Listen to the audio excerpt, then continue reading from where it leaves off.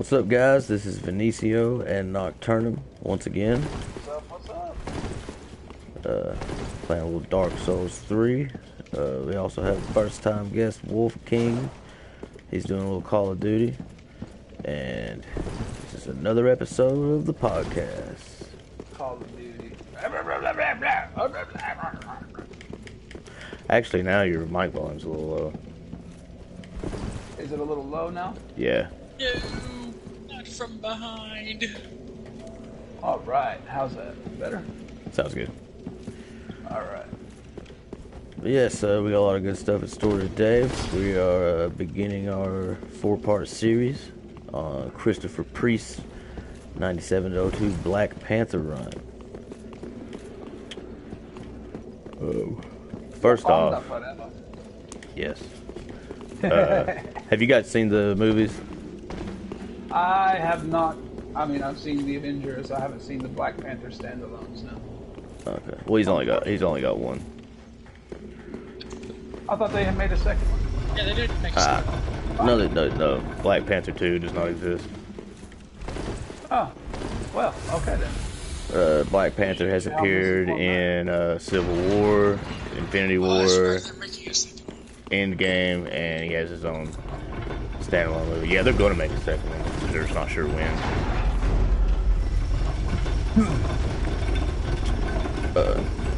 Make sure you stay on the elevator. Keep all hands and feet beside the track. I'm aware. She will be smart, Alec, and then walk right halfway through. A little excitement never hurt anybody. Like, you guys know Daniel Tosh? Yeah. Oh yeah. I'll always love that. I always stuff. loved that bit he had about the guy who got his head cut off the roller coaster. Ooh. He was like, because this guy was riding a roller coaster and his hat blew off. So when he got off the roller coaster, he climbed the fences and was like walking around trying to find his hat. And the roller coaster came through and whoosh, lopped his head off. Dude, what a way to die. Yeah, dude. Like And the reason and everything. And he was like, so you climb a fence, and it's like, hey, don't come in here. It's super dangerous. He's like, nah. Then you get to a second fence, and it's like, seriously, you don't want to be in here. He's like, nah, I gotta get that hat. Then you get to like a third fence, and it's like, dude, come on. Like, it's like, the question I've always wondered is, did he get the hat? I like to think that he did. Hey, come on, it's a legitimate question. The dude died for it, so Yeah, he's like, I like to think that he did. He put the hat on. Like, no, just imagine though. That's the last act you do in this life. Is you jump over a fence to grab You lose your freaking hat. Imagine the irony too in losing your head, physically losing your head over a hat. Right. His capo was detated from his head. All right. I don't know if you remember this part, but there's a pretty pissed off knight up around this corner. Hold on, we got a guy back here too. Remember he jumped out at you last time? Oh yeah. There he is. Since we're on the topic of like roller coaster stuff, when I was younger, it's hilarious. My mom took us to Disneyland as like part of a Make-A-Wish Foundation thing. Yeah. But while we were there, it was the most beautiful sight I had ever seen, because there was this little girl, and she was with Mickey. And Mickey was kind of standing there and just kind of waving to everybody. And the little boy walks up, and I don't know what was going through this little boy's head, but he just clocks Mickey where it counts. What? He was That's rude. He didn't think the voice was accurate enough, so he was making it. Ho ho! Ho ho! Ho ho! See you at the show. Ho ho! I have never seen an actor in a costume want to kill a little kid as much as that. He had like the look. You could see the look on Mickey's face. No! Just Almost fell. funny. I'm gonna fall. No. Oh, got him. This dude's over here shooting. Oh, arrows at me. Watch out. Where's He'll the knock archer? you off. Hold on, I can take the archer if you want to go after the. Just the look of, why have you done this to me? Ha. Yeah, every time that cracks me up. Where you going? Because it keeps getting funnier. Every time I see it.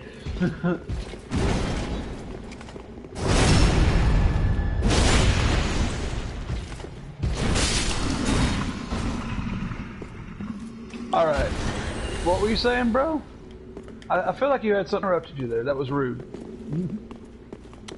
I was talking to the night.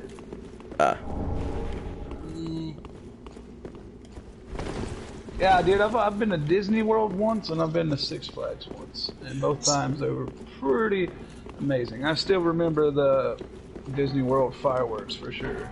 I felt like I was 13 years old and I'm sitting here thinking, this must be what a war zone sounds like.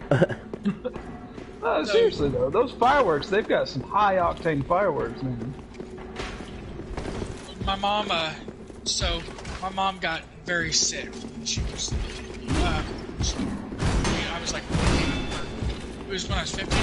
So as part of it, they gave her 3 days at Disney World, 2 days at Orlando Studio, and 1 day at SeaWorld to take with us and our family. And I don't know if you've ever had a big company like that done stuff for you like that, but it's pretty exciting. You feel pretty important when you're walking around. Right, for sure. Alright, so I'm trying to figure out where this eventually leads to, if anything. Yeah, because last time we just got killed. Right. Although I know we're looking for a lever. Right, I don't think the lever's up here. I didn't get this far. This is as far as I got. I think there's a passageway down somewhere that leads to the other side where Patches is waiting for us. So, some Boston hot dogs. kind of one thing I wanted to say versus, I know I was saying that the writer of this Black Panther run was Christopher Priest. And Christopher Priest is one of my favorite writers ever. Oh, yeah? Yeah, he's really good. If you... He's definitely part of my Mount Rushmore of comic writers. Nice. So, and he's done a lot of really cool stuff over the years. Actually, it's a pseudonym. That's not his real name. Really? His real name's James Owsley. James Owsley? Owsley. Owsley, as in who? Well, the S comes before the L. But other than that, yeah. And what's crazy is you also used to write under the name James Owsley, and I always used to like James Owsley really well too. And then I found out they were the same person, and I was like, oh shit! Awesome. That's pretty cool, man. You find out that the two writers. Yeah, I can't say I've ever been there and done that. So, I've come across that a few times, Stephen King and Richard Bachman are the same person. No. Yeah, really? dude. Richard Bachman is Stephen King. But Christopher Priest is he was the first black writer and editor in mainstream comic books. And he's played a big part in the characters like, Black Panther and Falcon, and he also wrote some of the Deadpool run that we talked about also. It wasn't, that was Joe Kelly for the first 30 issues, and then after that they kind of did a bunch of different teams, and, because I remember we talked about how he was kind of promoted to doing the X-Men, and, but Christopher Priest also has a lot of involvement with that. He's also a musician. Well. Yeah. And he has music out there, published music. I've never listened to any of it, but it's out there. And he is he's been doing music and oddly enough Christian ministry for decades. He's an ordained Baptist minister. So this guy's got a lot of irons and a lot of fires. Yeah, I see that. All right, let's just hang out here until I figure this I'm gonna rack my memory here and see if I can figure this out. Alright, yeah, because I'm not sure. Because we've already explored all the way in there, and I know there's nothing in there for us, so... Ah, damn it. I didn't even, like, roll or nothing, dude. Come on. Come on. Getting real sick of this. Falling off of stuff. Yeah, he actually started as an intern. Come now, Benicio. That is totally one of your moves. The way we've been playing, think about it. Hey man, let's sit right here and chill and not do anything.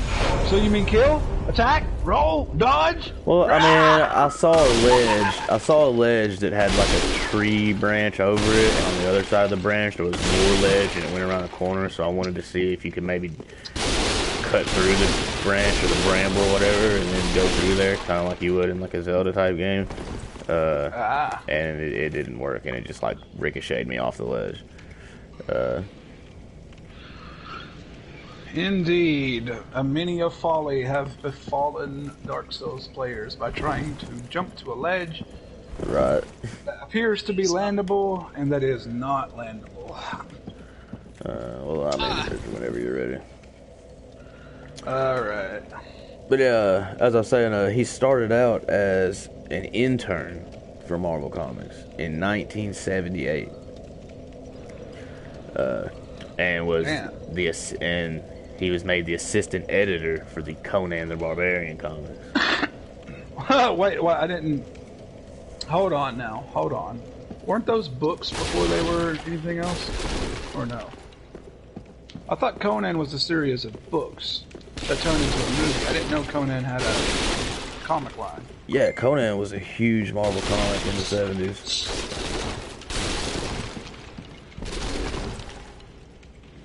Hold on, we will ask the Googles.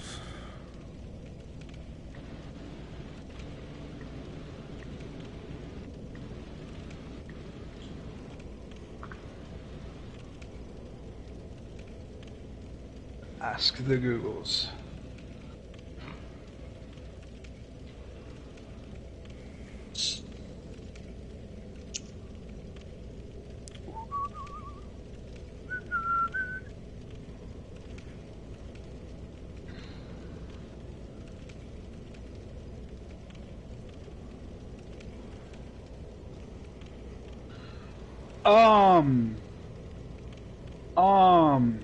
Guys, I have a very important announcement to make, but I'm not sure if you want this on your podcast, so I'll actually just message it to you. Okay, that's cool.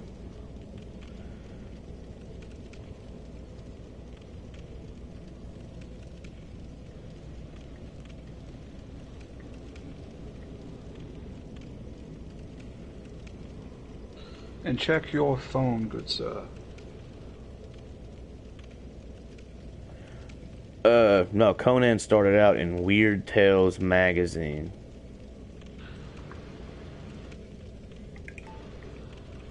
Oh, nice.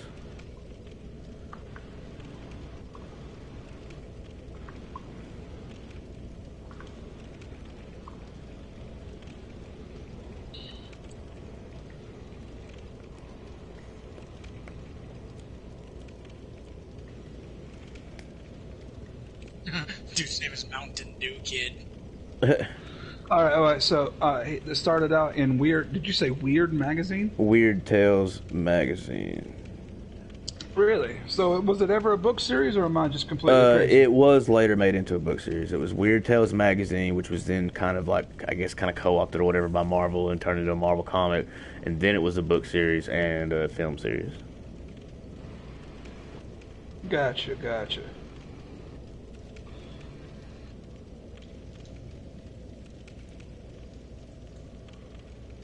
But, so this guy had a...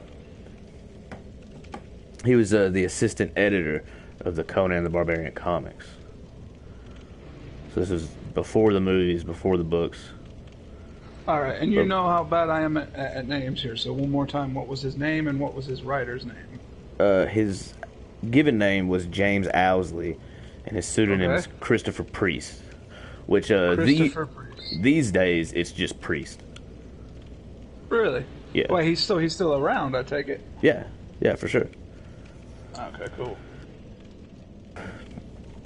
And his first actual writing job was for they decided to give the Falcon a miniseries, and it was a 4-issue miniseries. I actually have like 2 or 3 of them.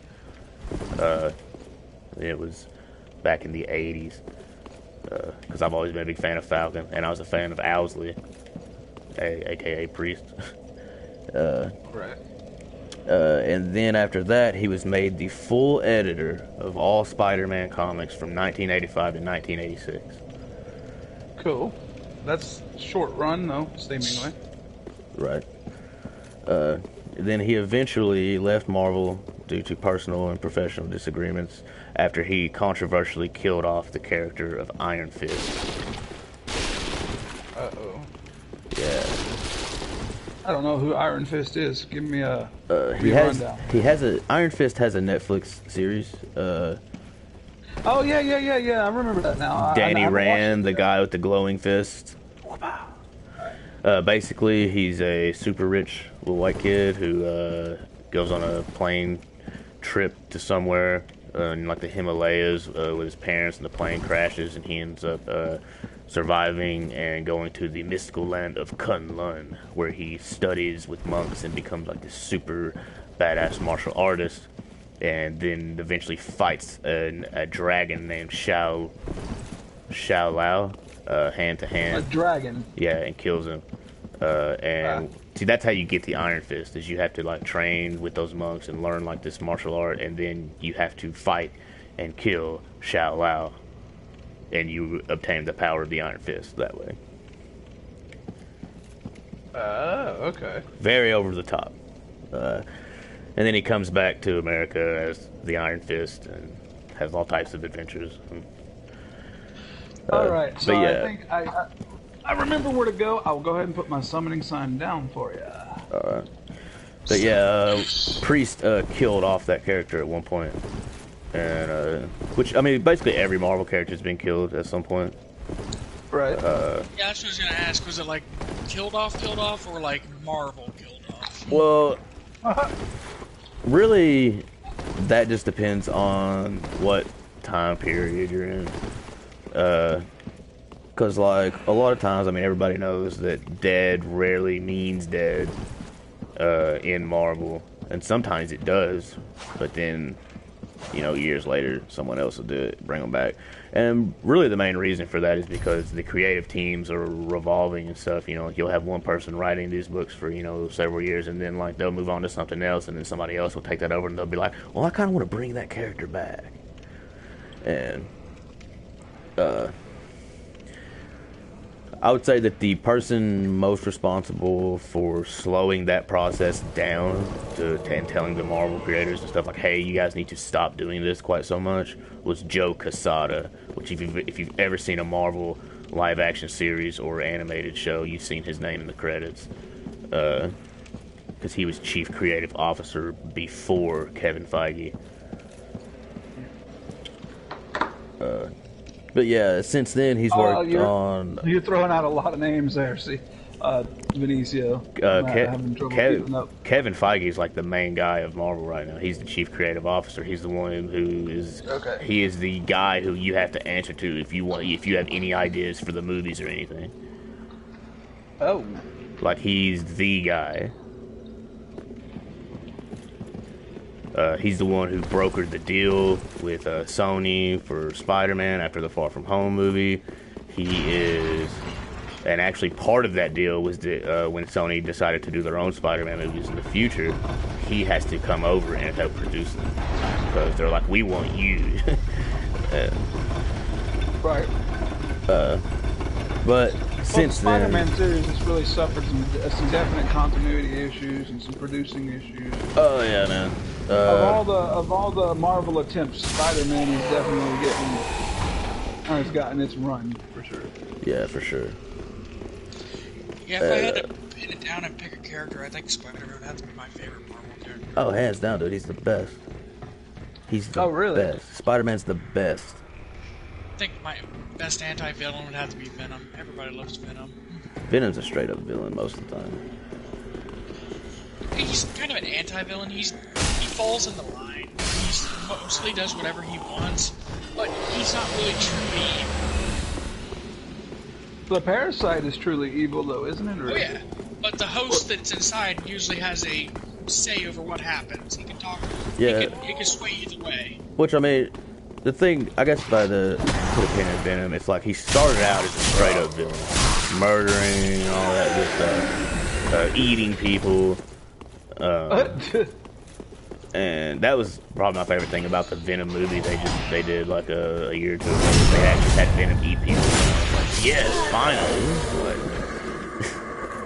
And but then as years went on, he did develop into more of an anti-hero role. He kind of goes back and forth. It just depends on what's going on. I believe if the reason was because Eddie Brock's wife was involved in some way, shape, or form. Right. He didn't want to see her go down, like, get involved in all this. Right. I believe. I don't know very much about Marvel. What? No, dude. Come on. Seriously? He fell too. Alright, just stay there. I'll be right back. But yeah, but since Priest, he killed off Iron Fist, and that caused the whole big thing. He's done, since then, he's been all over the place. He's worked for Marvel, DC, he's even worked for Valiant Comics. And in 1993, he was part of a group that launched their own company, Milestone Media, which was a publishing company that was affiliated with DC, because DC used to do that a lot. Instead of like buying these low-level or third-party comic book companies, they would like buy it and then still keep their labels on them and just say that they were affiliated. And then sometimes they just buy them out and they're like, you're DC now. Huh.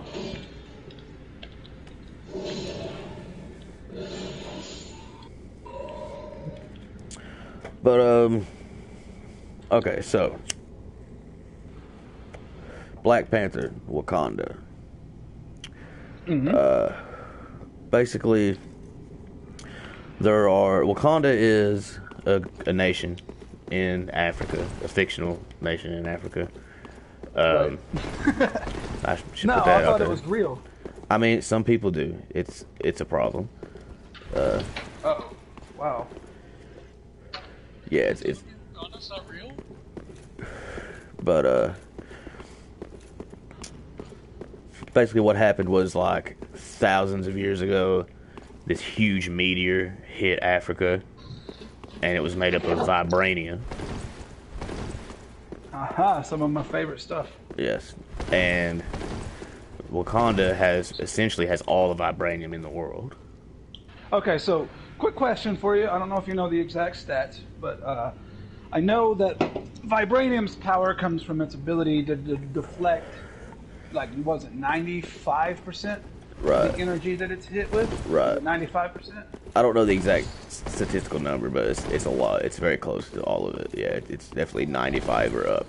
Like, So which means it can reflect, not just absorb, it reflects it too, right? yes, it has the power of shock absorption and energy reflection. Yes. So that's an awesome concept. I really wish a metal like that actually existed in the world. It would have almost an infinite value. Yeah, and see, that's kind of the point of Wakanda in the Marvel universe, is that metal does have that value, and like so many people want it, but Wakanda has it all. And that means there's also a finite amount, I take it. Oh, I mean, yeah, but it's a lot. Like, It must have been a big ass meteorite. yeah, it is known as the Great Mound. So this stuff is ancient. Yes. Ancient. Yes. And basically what happened was that there were a bunch of tribes living in that area. And Okay, I'm putting my summoning sign down for you now. By the way. All It right. should be right there where that knight died. All right. Up on the rafters. All right.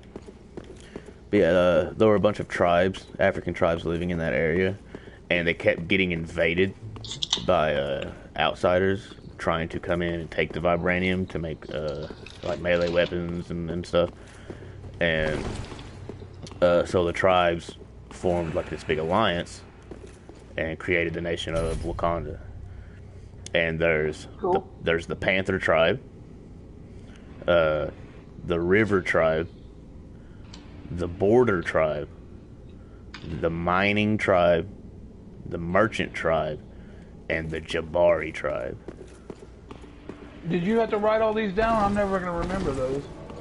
I mean, there's miners, merchants, river people, people that live on the border, and then there's 2 warrior tribes, Panther and Jabari. All right. Cool.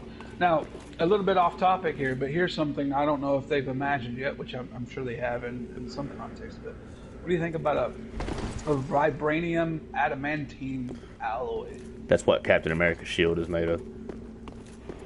Oh, it's an alloy. So adamantine or adamantite or whatever. Adamantium. However you want to say it. Adamantium. There we go. Yeah, Captain America's shield is a vibranium adamantium alloy. Oh man. Oh man. And it's the only It's the only object in existence made of that alloy in the Marvel universe. Yeah, and you do realize how much of an impact that has on me, seeing his shield get broken by Thanos. Well, in the movies, it's just vibranium because the MCU didn't have the creative rights over adamantium because it was part of the X-Men franchise. Oh, okay. So in But the still, movies, they leave that out. flex But yeah, absorbs and deflects 95% up. That means 5% of his power hit that shield and it's still enough to break it. yeah, maximum. Like, Oh no, you did it again. You gotta be Welcome kidding to me, podcast dude. episode 6, us falling off of shit. Dude, stop putting banana peels down. Swear, dude. This ain't Mario Kart. This ain't Mario Kart, man. What the hell's going on? Yeah, no. Hey, you guys, tell me true, man. Tell me true. Did he put something down while I was away? I know he did. He oil slicked it, didn't he? Put some. It was some flubber. Crisco on that. I would have bounced back up, man. I would have been fine. Right. Well, speaking of flubber, Anyways, did you know that I the movie feel- Flubber with Robin Williams is a remake? What? No. Yeah, it was an man, old here's my movie. phone. It was an old movie in like I'm the. back already. Alright, I'm waiting for it to pop up. But it was an old movie in like the 60s or something. Don't quote me on the date, but something like that. It was called The Absent-Minded Professor. Really? Yeah. No, man. I did not know. And it's on Disney Plus. If you want to watch it, it's an old black and white movie. Well, that doesn't sound like the '60s era, then. I But don't- anyways, like I said, don't quote me like on the you date. I don't know. But the fact that Flubber is a remake, no, I never would have guessed that. Did he actually create Flubber in the old movie as well? Yeah, it's essentially the same plot. Huh. So it's a truthful remake. I mean, I've not watched it, but I mean, I'd say all the major plot points are there. Sorry, I doubt he went. I'm doubt he went to a surprised. high school basketball game and put it on everybody's shoes. But I mean, I just thought Flubber was an original piece of work, which it wasn't originally original back in the '60s. yeah, and it was You the know same what's more- people. you It know was a what's Disney more- movie. It was a Disney movie both times. Yeah. You know what's more embarrassing about this? I'm a Dark Souls veteran with like 120 hours on this, and I'm just falling off the edge. How many like of those hours have you spent in freefall? a good portion, apparently. I just got a Galatin. You just got a Galatin? Flat, where you get 2 headshots with 1 bullet. Nice. Oh yeah, hey Benicio, you're gonna be really mad when you figure out where we gotta go. Where? Oh, where I died. That's Nope. cool. Oh wait, well, no. You'll see after we have to kill this knight though. Let's run away. Damn it! Oh no, dude. Bye. Are you serious? Like, I'll we're get you back. Never mind, I fell too. man. We're just rocking out, aren't we? Oh yes. Welcome to Dark Souls Skydiving Simulator. Alright, I am Do you remember how to get? Do you remember how to get back to the rafters? Or do you want me to meet you there? I mean, either way, I remember how, but I can meet you either here in the cleansing chapel, or I can meet you there on the rafters. Yeah, meet me here on the rafters. Just, I don't know, man. This game, Dark Souls loves fucking with people. That's its milieu. That's its motto. It will fuck with you. Right. And a good example of that is if you ever start to apply logic, why are these guys up here? Why are there giant knights with giant weapons on right. the rafters of a church? Just why are they here? Right. They're here to fuck with you anytime they George Carlin eat your heart out.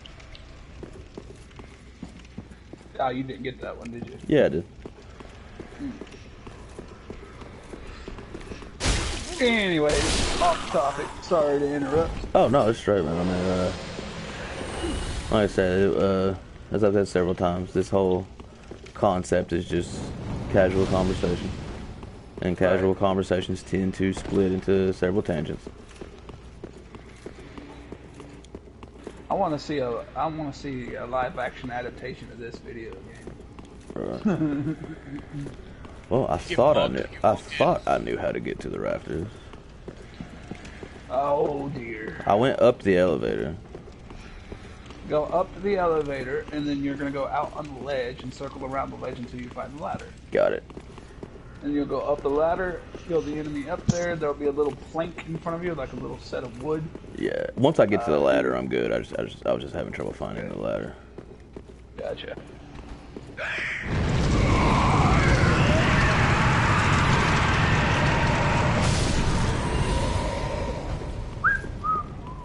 Dun dun dun dun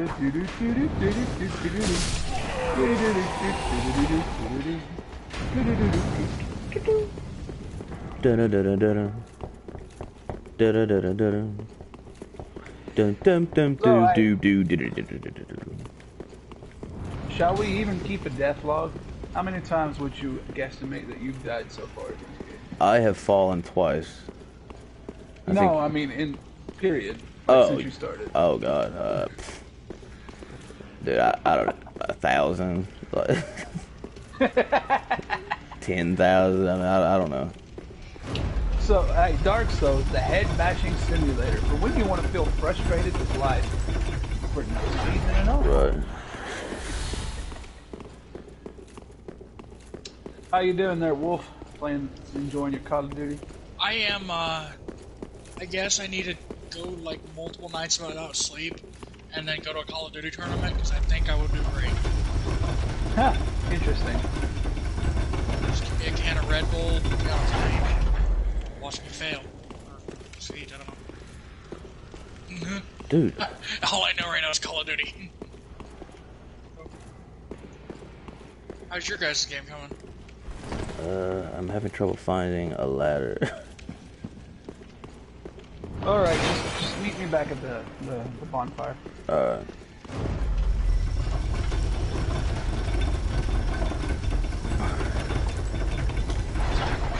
So... Actually, I'll tell you what, I'll meet you at that elevator. Just take that elevator down, I'll meet you down there. Alright, that works. Right in front of that elevator. That works. So, as anyone would guess, there are several key differences between the Black Panther in the movies and Black Panther in the comics. Right. One of which is I think it was in Infinity War, they gave the Winter Soldier the moniker of White Wolf. Because when they find out that Thanos is coming, they walk out there and he's out there like farming or something, and they give him the arm, and he's like, so where's the fight? And they're like, it's on its way. And he says like the White Wolf has rested long enough.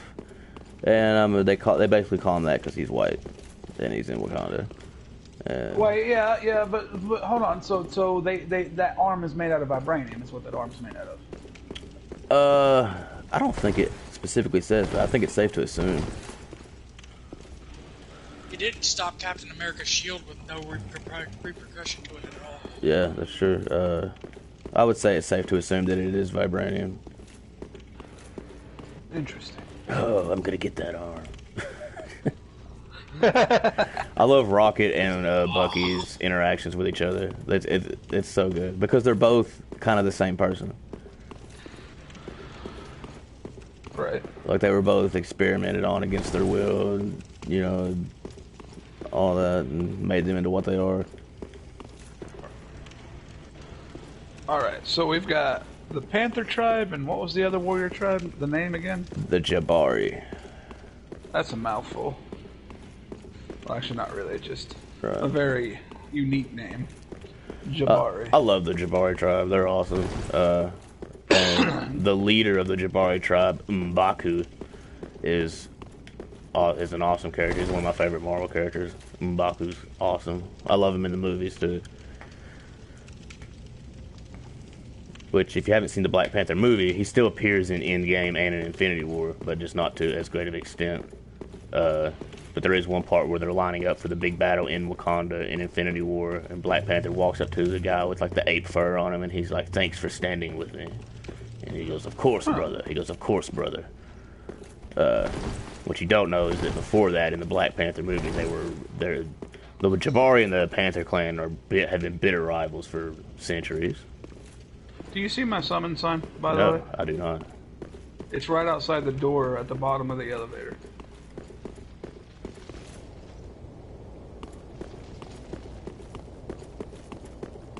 Make sure you're ambered. I am. Okay. I found it. Okay. Awesome. All right. So they've been bitter rivals, but of course the war brought them, like the new threat brought them together, right? Right. Well, in the Black Panther movie, Yeah. they kind of reconcile their differences somewhat. And I take it the Black Panther movie took place before Infinity War or after Infinity It's before Infinity War. Before. Okay. Because Black Panther gets dusted. Yeah, that's right. That's right. Yeah, he did. He did. His last words were, "Come, General. This is no place to die." And then he gets dusted. But I love M'Baku. Like, he's so cool. Like, he's a very honorable villain. Kind of just a real quick kind of recap. In the Black Panther movie, basically the plot of that movie is that T'Challa, the Black Panther, finds out that he had a long-lost cousin who had been living in America, in Oakland.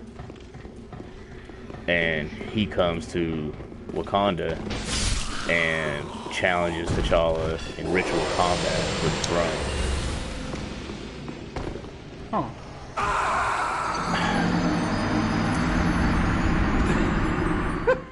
Did you guys fall again? This isn't gonna work, is it? Yeah, it is. Yeah, it is. I thought I could just... The past, 1,000 times we've done that, I didn't use the jump mechanism. I always just ran, and he landed. But that time, he didn't.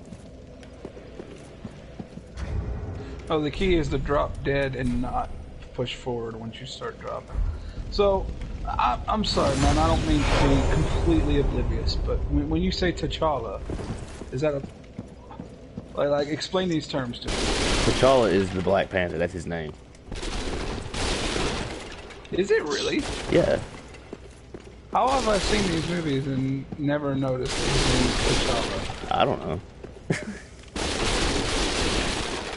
That is his name. He is King T'Challa, Black Panther. His father was T'Chaka. Okay, alright. Yeah, he finds out that he has a long lost cousin living in America, Oakland, and he shows up and challenges T'Challa for the throne. Okay. And wins. And wins? Yeah, well, when they do the ritual combat, basically T'Challa drinks this solution that purges him of his Black Panther abilities. Oh. to make it fair. I wasn't aware that he had any actual abilities. I thought it was just a suit. I mean, the suit definitely lends a hand, but no, T'Challa is like has super like he's very strong, very fast. He's basically Captain America as far as abilities go. Oh, I did see that. That's something I did not know. That's why in Does he get his Infinity, power through a fruit? it's the heart-shaped herb. As a ritual that when you become king of Wakanda, you drink this like tea made of this thing called the heart-shaped herb, and that grants you those abilities. Okay. And only the king gets that armor. Yes. That's why he went through all the first plants, so no one else could be king but him. Yes. Yeah, when Killmonger, because when he beats T'Challa and becomes king, he burns the rest of the heart-shaped herbs. He's like, you'll never need these again. Like, there will be no other king. Wow. Okay. And I assume are they reproducible or no? Shuri, who is T'Challa's sister, or no, it wasn't her. It was someone stole one of them so that they weren't all burned. Gotcha. So yeah, I mean it's basic plant, oncology or whatever. Well, I definitely need one. Right. But once the evil American cousin takes the throne. All right, you go ahead and go deal with the old guy over there. I'm gonna lure this guy to you, so we don't have to fight him up here. So once that happens, they actually believe that T'Challa is dead because dude like chucked him off of a cliff.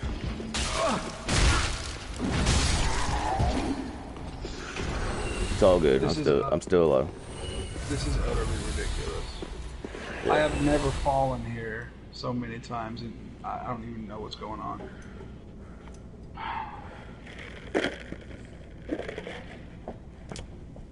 But basically, they think he's dead. But M'Baku, leader of the Jabari tribe, and T'Challa's arch rival, finds him like in the snow, dying, and saves his life. Wait, hold on. Say all that again. Okay, you said his rival finds who's T'Challa's rival, the current king, finds who now? No. Okay. I'm just not following. I'm not quite following. All right, let's call them Bob and Steve. So, from what I'm picking up, the guy with the fur all over his neck found him and basically brought him back to life. Yeah. Like I said, there's the Jabari tribe and the Panther tribe. Right. And okay. the leader of the Panther tribe is T'Challa. Right. And the leader of the Jabari tribe is M'Baku. Okay, M'Baku. And his they cousin. The cousin comes over and takes over Wakanda. And M'Baku finds T'Challa's body, but he's still alive, and he saves his life. So currently, at that time, he wouldn't be the king because he lost. Right. But they are also bitter rivals, and they hate each other and all that, but he saved his life anyway. Right. Because I'm guessing he thinks that he will be a better king than the man that is chosen now. Well, at the time, he wasn't even aware of what was going on. He just found him dead. Or he just had some honor. Yeah, he just did it because... he says he did it because he owed him. Because once before, M'Baku had challenged T'Challa to the throne, and when you do a challenge, it ends in either yielding or death. Right. And they were fighting, and T'Challa came very close to killing M'Baku, and he was like, "I will never yield," and he's like, "Damn it, yield, man! Like, don't make me kill you." And he convinced him to yield, and therefore saved his life. So M'Baku was returning the favor. Gotcha. And also, my summon sign is down right here where that night was, the big platform. Good thing you guys farmed stones. Yeah. Do you know what I'm talking about? The big rectangle platform where you fight the knights? Yep, I see it. All right, cool. No, it's just that I don't know. I keep like getting sidestepped by little tiny enemies. Yes, these This little whole sorting area. hat things. Sorting hat thing. They bounce all over the place, dude. It's crazy. But but through all that big plot, that's the big plot of the Black Panther movie. Through all that, they kind of reconciled their differences and formed a peace. Right. That's cool. Which is why in Infinity War they're standing together against Thanos. Cool.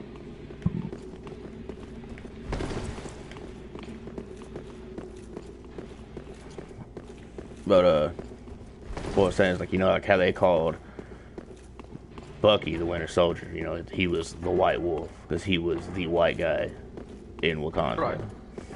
Well, in the comics, the White Wolf is basically what happened was there was a white Dude.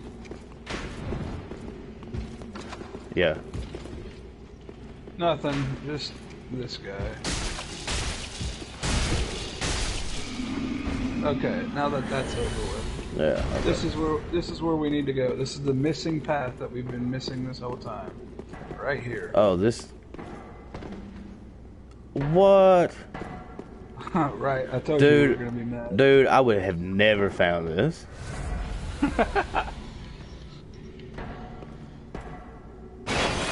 Woo! No. Oh, wow.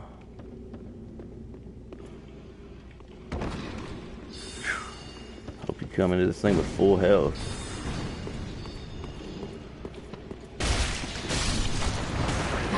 And there's the guy that dropped us. And there's the lever. Dude, I'm gonna destroy this dude. He becomes a merchant later with some pretty good items. So. How good of items? Pretty. He's the only vendor in the game that sells poison arrows. Poison arrows. Yes. How valuable are poison arrows? I don't know. Pick a giant enemy that you don't want to fight, and you can poison them to death from a distance. Oh, you better thank this man. He just saved your life. Better get down on your knees. That's actually, he's about to teach you prostration. As in, like, that's the emote. Do you have... He's about to teach. He's going to teach that to you because he's sorry. He's gonna teach you how to get down on your knees. No, he's going to be like, oh, we've never met before. I don't know who you are. And like, obviously, you're the one that dropped us. Man. Oh, Yeah. just a little. Oh, I don't believe we've met. Yeah. You should know, I'm a kind of travelling merchant. If you're as unkindled as you look, you'll find plenty of good stuff. This guy is the entire reason that we had to do all that stuff. Running on those raptors and stuff. Yeah. No kidding. Can't find anything you like. You'd better leave, Try man. looking Like, a I'm not little kidding. harder. Get out of here. Can't resist. Can't Alright, find whatever. anything you Let's like. go. Well, you could try looking. Make sure you pull that. I forgot you couldn't pull it. When you walked up to it, I thought you were doing it. So yeah, kind of what I was saying is, in the comics, when T'Challa, Black Panther, is a child, there is a plane that crashes in Wakanda, a British family, I think. And the child's the only survivor. There's a lot of that in Marvel. And so T'Challa's father, adopts this child. Okay. And so... Adopts a British... Yes. A British child. So in the comics, T'Challa has a white adopted brother. Okay. And he is the White Wolf. Ah. And he is the leader of the Wakandan secret police. Ah. Who are called the Hatut Hazari. Yeah, I know. You don't gotta remember. You don't gotta remember all the face Please sounds. don't give me a pop quiz. You don't have to remember the face sounds. It's cool. Like, The secret police. Okay. yeah. It's informed. Oh, by the way, that's the only reason we had to go back there. I feel stupid now. Oh well. Now we go fight the boss. Let's do it. Also in the movie, you know, like how he has the general and she's bald and she has like her bald soldiers. Yeah. And they're called the Dora Milaje, which in Wakandan means the adored. The adored ones? Yes. Okay. So their way of saying, hey, this is human. Yeah. And in the movie, they changed this it's really good they did, just because this concept didn't really age well. Because in the movies, the Dora Milaje are basically just a superior female warrior class in Wakanda. And they're like Navy SEALs, but all women. Right. In the comics, the Dora Milaje are more of a political thing to help keep the peace among the tribes. And basically what it is T'Challa has 2 Dora Milaje, and he chooses one from 2 warring tribes. Like if there are tribes that are having conflict, he will choose a Dora Milaje from each one, and they are like teenage girls. And they're basically like his wives in training. And then one day when they are older, he will choose one as his wife. But T'Challa, being a man of nobility, never does. He never actually does anything with the women. They just protect him, and he trains them and teaches them. Right. So you're talking about in the comics he does this? Yes.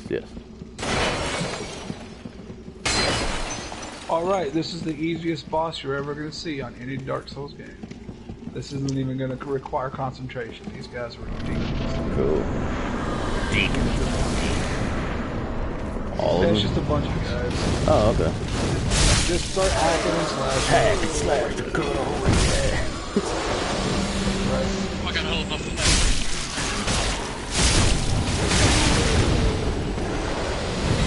Yeah, you got to find the right one.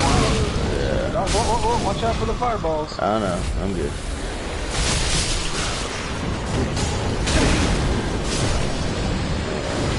I was killed by a game.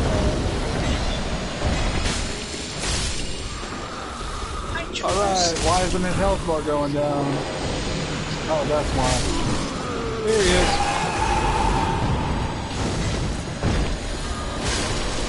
Look for the bigger guy, or the guy glowing red.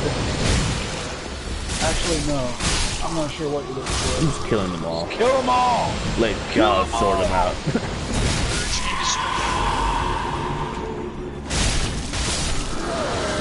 Oh, so he is the bigger guy. Okay.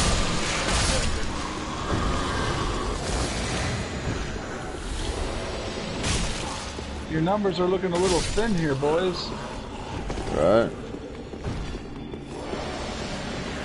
I can't even believe this made it into a Dark Souls boss. Like, why? They're like, let's just give them one. Right? But, and the only other significant difference in the movies is that in the comics, T'Challa became king when he was a teenager. Because his father died when he was very young. And that was when he became the king. And in the movies, it happens when he's an adult.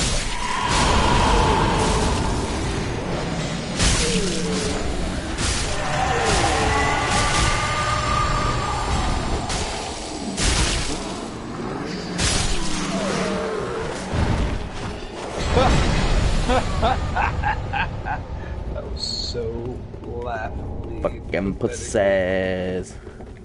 Alright. I'm not sure where you go after this. We could always go back to Pharaon Keep. Here's a That was fog one area. wall. Yeah. Another. Oh dear. So it's up to you. If you want to go back to the big ugly swamp, we can always go back and do that later, though. I'd rather not do that right now. Well, I guess we could. It's just basic exploration. Right. Not gonna require a whole lot of critical thinking. Well, no. No, it's not that simple. It's Dark Souls. It's always going to require some critical.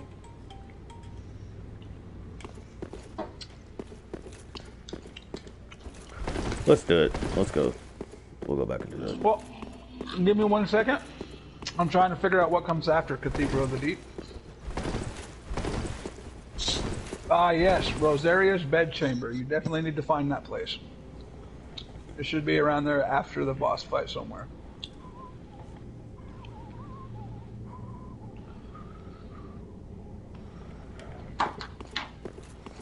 That is also Rosaria's Bedchamber. You'll see a giant NPC. Don't attack.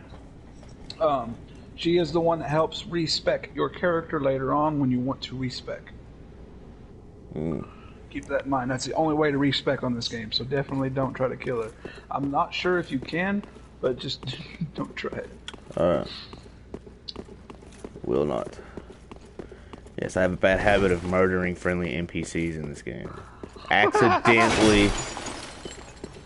Not intentionally. No, he just, yeah, he'll see somebody and they're like, alright, you're an enemy, die. You're not taking me down. I'm not doing it. Where did you go? Oh, you left. You banished yourself. No, your boss is dead. I can no longer help in this area. Oh, that's right. Okay. So, do I need to go back to... Oh, here's a bonfire. Okay. And I will use this to go to Pharaoh.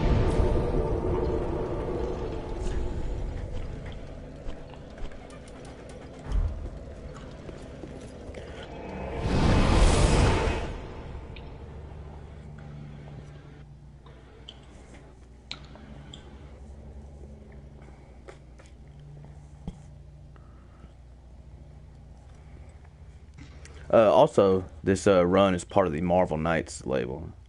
I should have mentioned that. You know, like that we had been discussing with the Inhumans that we went over. Yeah. Also, it is worth mentioning that the Inhumans story we went over, and that Deadpool run that we went over for about 4 weeks, and this Black Panther run, these are all taking place at the same time. Oh, okay. Alright. Alright. That seems like it might tie into something. I mean, yeah, there's definitely crossing over, and there's characters that appear, you know. But yeah, this all takes place at the same time. Okay, so I'm sorry, man, but back to the game real quick. Make sure you get the doll.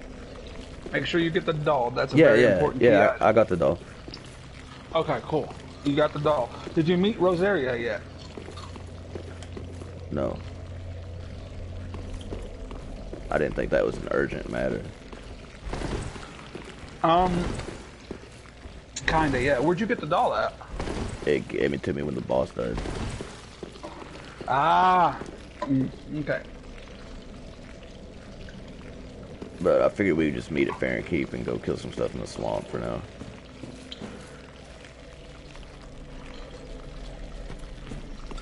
No, the reason I'm pushing you to go to the Rosaria's Bedchamber because there's a bonfire there. That way you can just teleport to it later. It should be right outside the deep, if I'm not mistaken. I don't know. I've been mistaken quite a bit here lately.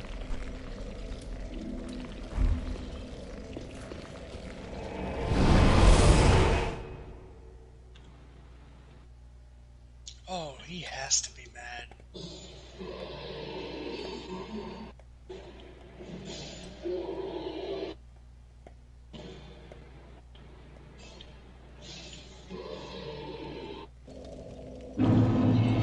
Alright. I'm assuming it's through this fog wall. No. It's can you even go through that fog wall, just out of curiosity?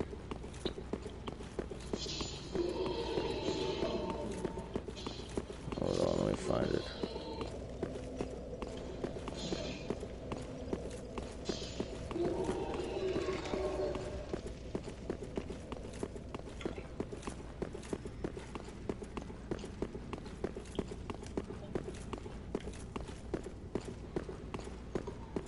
big circular room.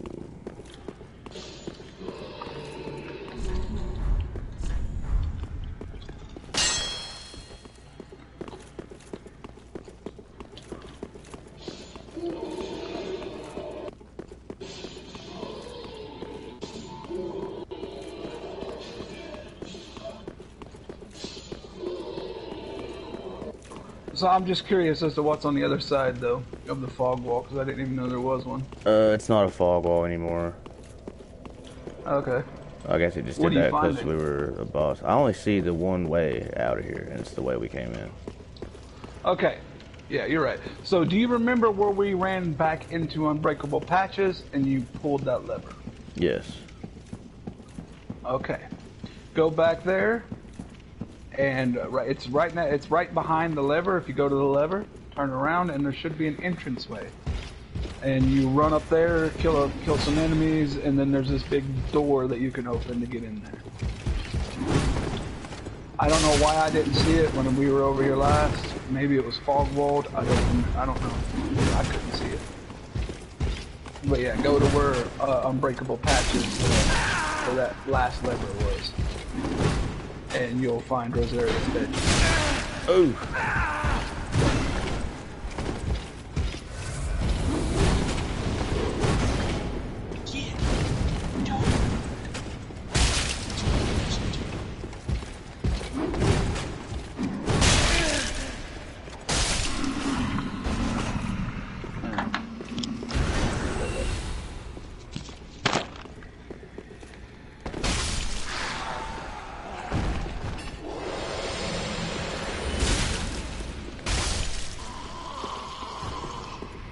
Trying to find those stupid patches.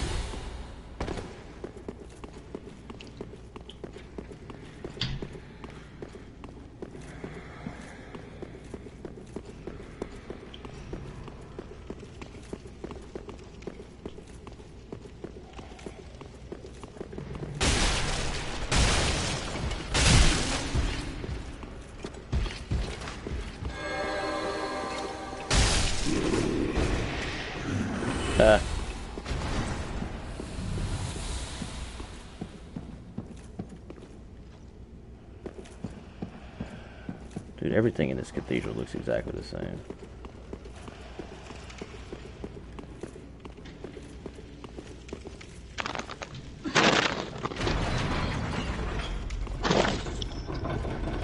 Alright, I am back. Sorry about that. So good. So you were saying? Did you find Rosaria's bed chamber there? Not yet. I'm working on it. Gotcha.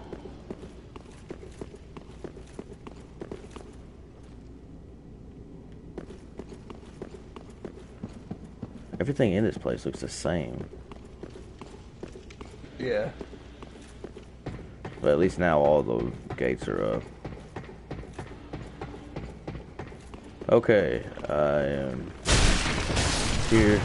There's patches. Alright.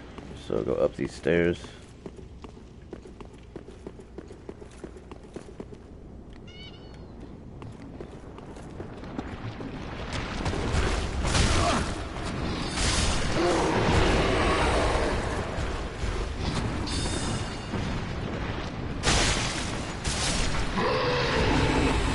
Whoa, a lot of these slugs. Yeah. Like foam insulation.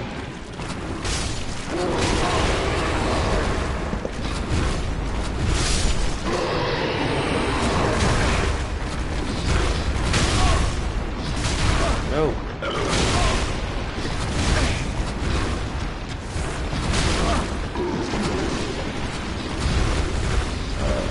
No more games.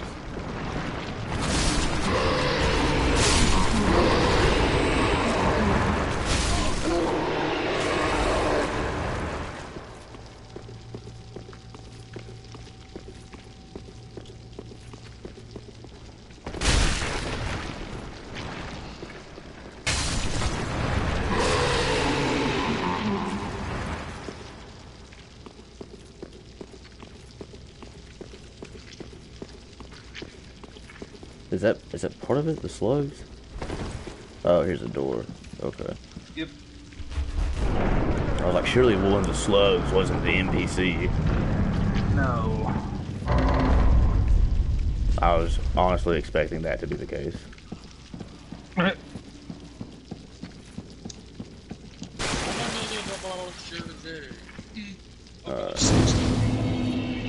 Bonfire. Grab the items.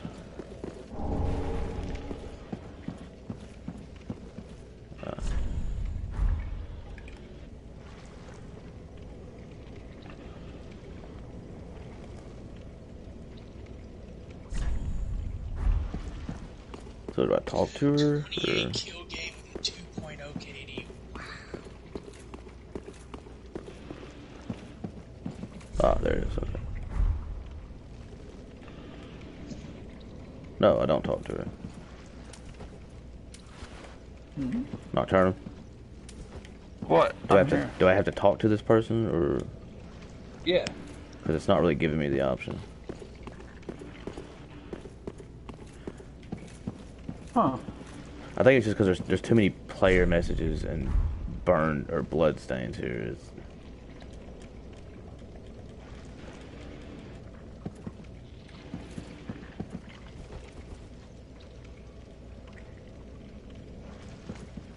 There we go. Got it. Rosaria's fingers. Aha! Nice.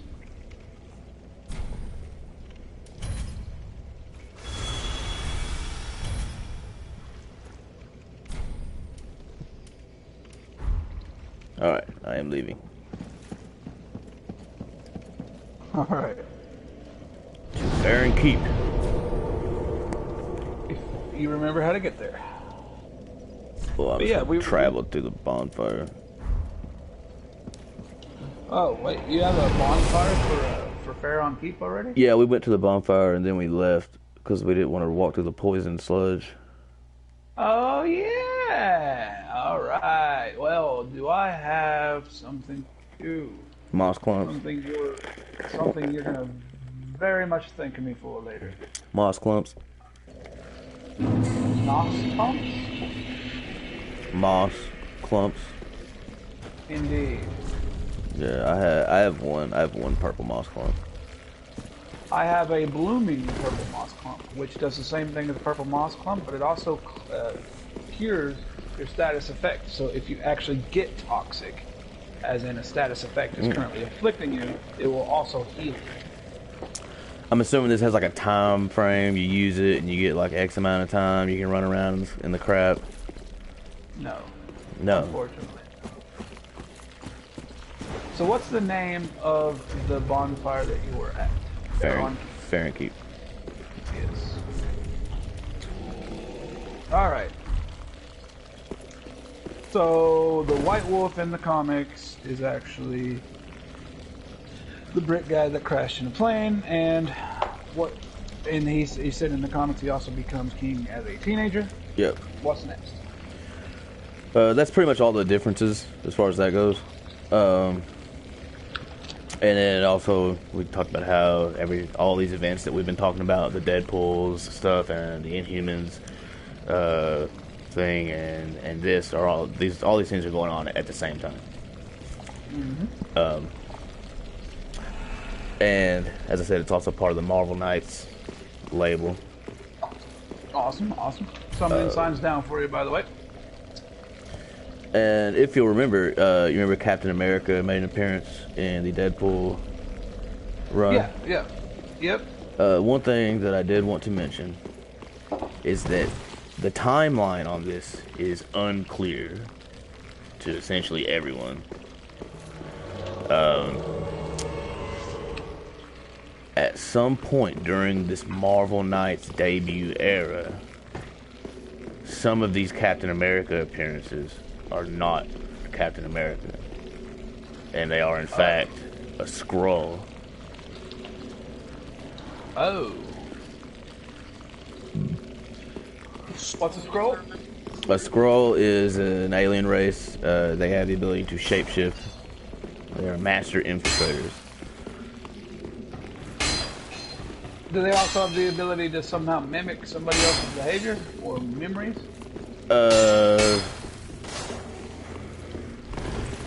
Just through espionage.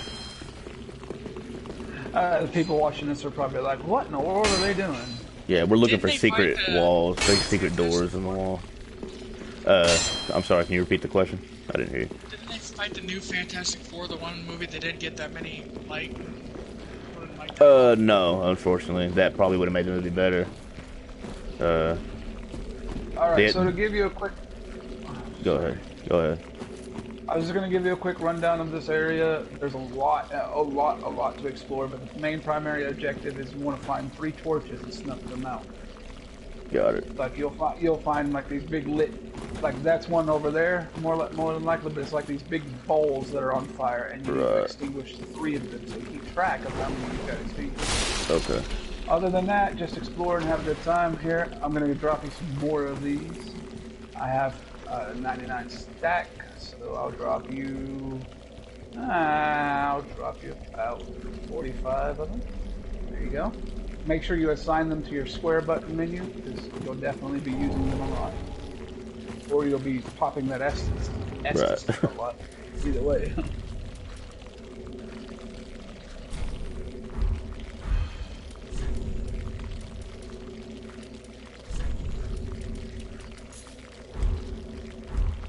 Alright. I'm trying to get my bearings. I'm going to look and see. That way I can remember where this bonfire is. It's okay, so it's the giant freaking tower. So pick a direction and we'll start exploring in it. Because this place is one of the biggest open map areas in the game. I take it that these little things over here aren't the bonfires. No. Okay. That seemed a little too easy. Alright, let's go this way. So I use this whenever the bar gets close to full, or... Yeah, wait. Yeah. Let's go this way, actually. Sorry, I should have suggested this. Dude, I'm getting poisoned here. What?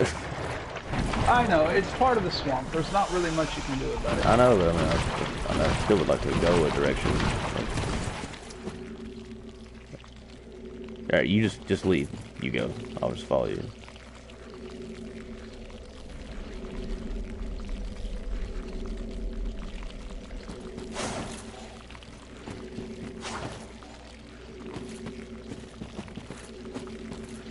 What are you doing? I'm actually looking at my resistances. What could help is if you equipped armor that's resistant to poison. Yeah, but you don't have to. I don't have that. I'll just use the clumps, which is fun. I just don't need to be running around in circles aimlessly. Right. There's an item. Got it. It's purple moss clump. What?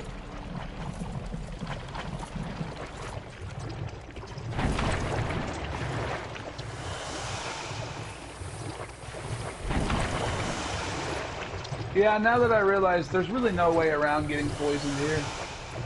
Yeah, I mean, we'll end up eating through these like candy. That's the basket. Lame. So I wouldn't worry too much about being poisoned until we get out of the poison while we're in here. Okay. Is that, get out of the, I'm dead. No, I'm not. What if that curse meter builds all the way up, you instantly die. Right. I always just operate on the assumption that if any meter fills up, you're dead.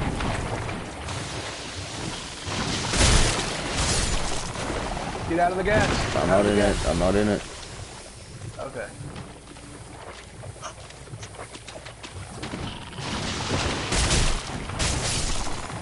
Also, a basilisk is usually a good sign that good loot is around the corner somewhere.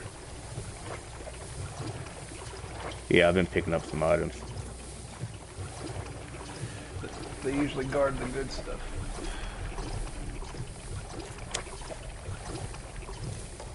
But yes, as we were discussing, these scrolls. One of the most iconic groups of Marvel villains of all time. Right. Everybody loves the scrolls. They're so cool. Oh, those are the things that form that part. Yes, they were in the Captain Marvel movie, which is also on Disney Plus. In the Captain Marvel movie, they were like refugees, and everybody was like, "Oh, what? That's not the Skrulls, man. The Skrulls are supposed to be badasses." And honestly, like, me and Morcat were talking about it. I'm like, dude, you believe them? These are the Skrulls we're talking about. Like, I don't believe that refugee story for a minute. They're gonna come back in another movie later and be like, like, we had you fooled.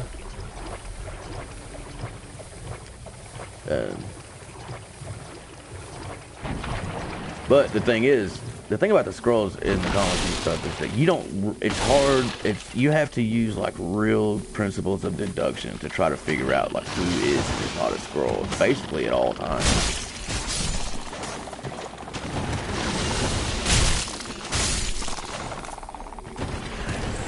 Because like I was saying, you know, in a lot of these instances where Captain America is showing up in this era, he is not himself. He is actually a Skrull. But it doesn't reveal to you which times were which. You just have to try to figure it out. Right. And one thing that I use is kind of I basically have two rules when it comes to Captain America, whether he is or is not a Skrull. If I like what he's doing, he's a Skrull. Fair enough. If he's being a preachy douche, that's Cap. If he's like, man, he's really, you know, making good points. He's kicking ass, man. This guy's really cool. Yeah, that's a Skrull.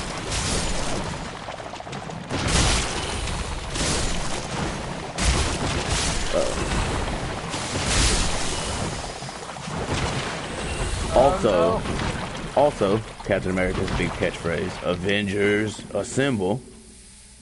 Uh-huh. Oftentimes in the comics, you'll catch Captain America saying, Avengers Attack.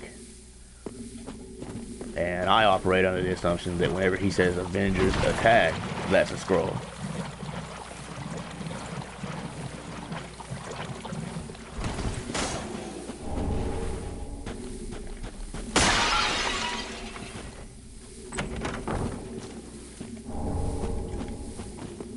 Anything good?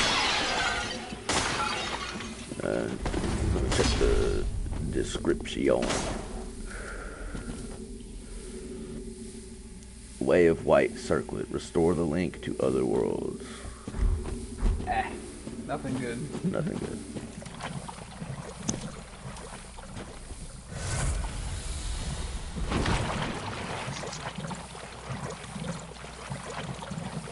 Alright, here's your first tree douche. Tree douche. We're gonna have some fun. Tree douche.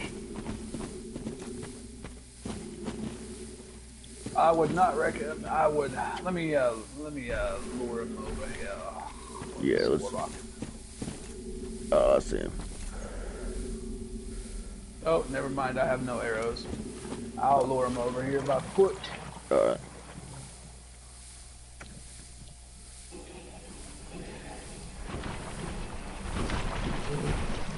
These guys, make sure you're full health. They hurt. Good.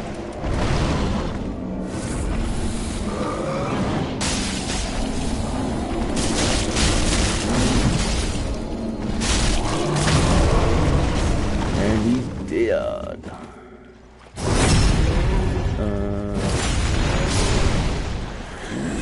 Posted. All right. So, I'm just gonna follow you.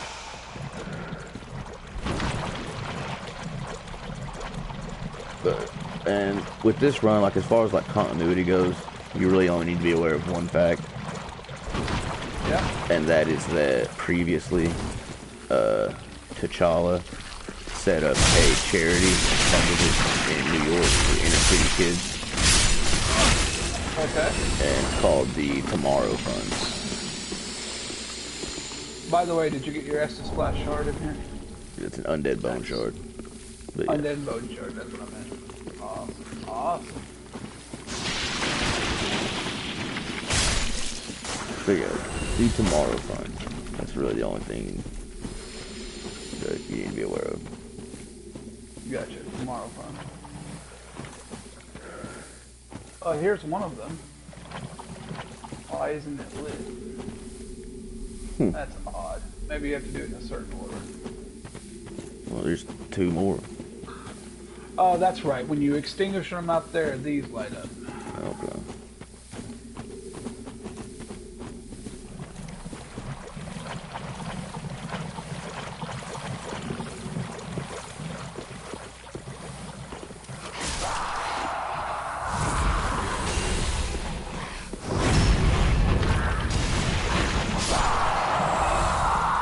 There's a big crab. Of course there is.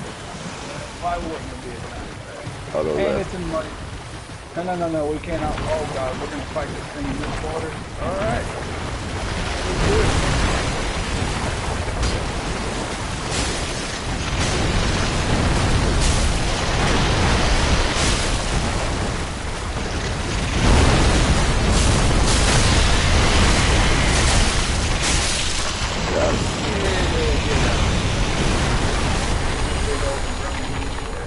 I got some items I need to get.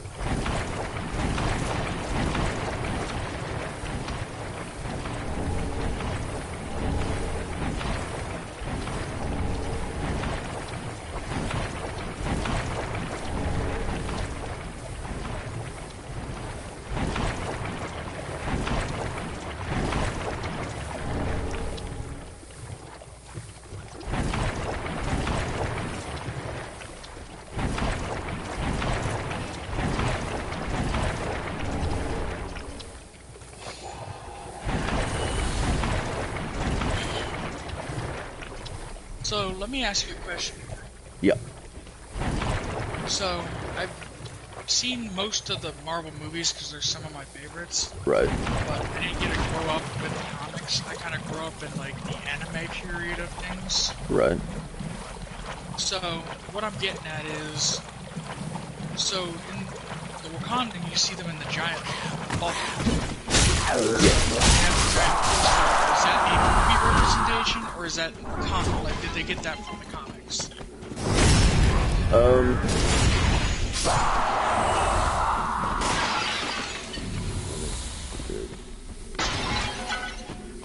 Because I know that in the comics they do have a lot of technologically advanced defenses that keep them hidden.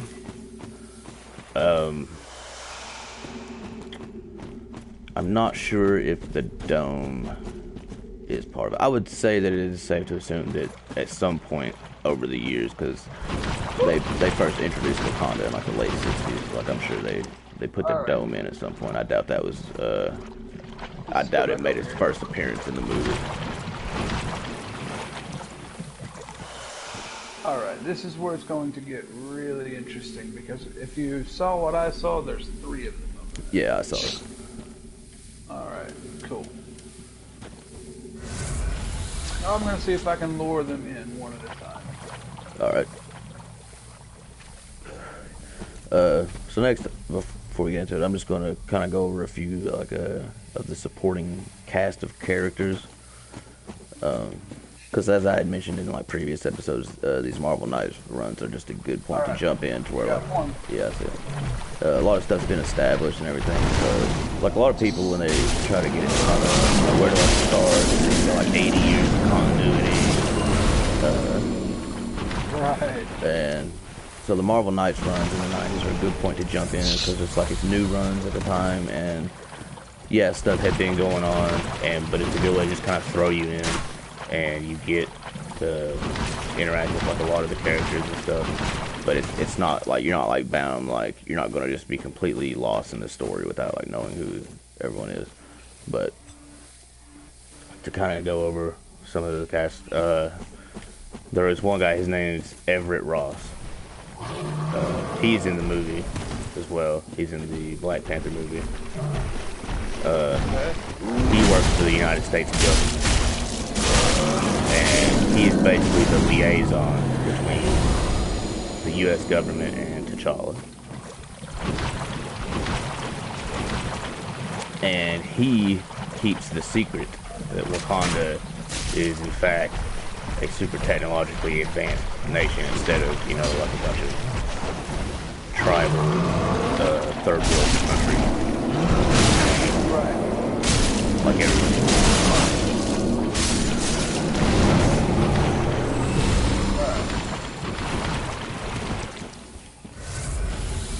taken care of. There's a lot of good items over here that I never could get on my first playthrough because there's 3 of them. Right. What's funny about Christopher Priest's run is that Everett Ross in the comics. Are you getting these items? Yes, I am. He makes a lot of mild black jokes.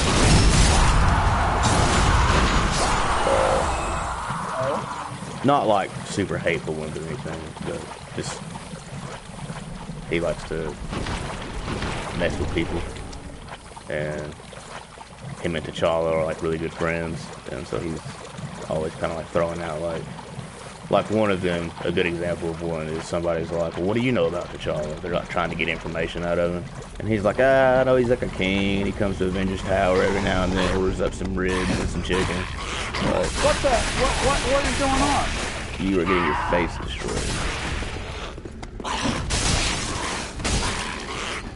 Dude, what is he doing? This guy is absolutely bonkers. Yeah, dude, he killed me. Oh man, we had just gotten here too. Yeah. Oh well.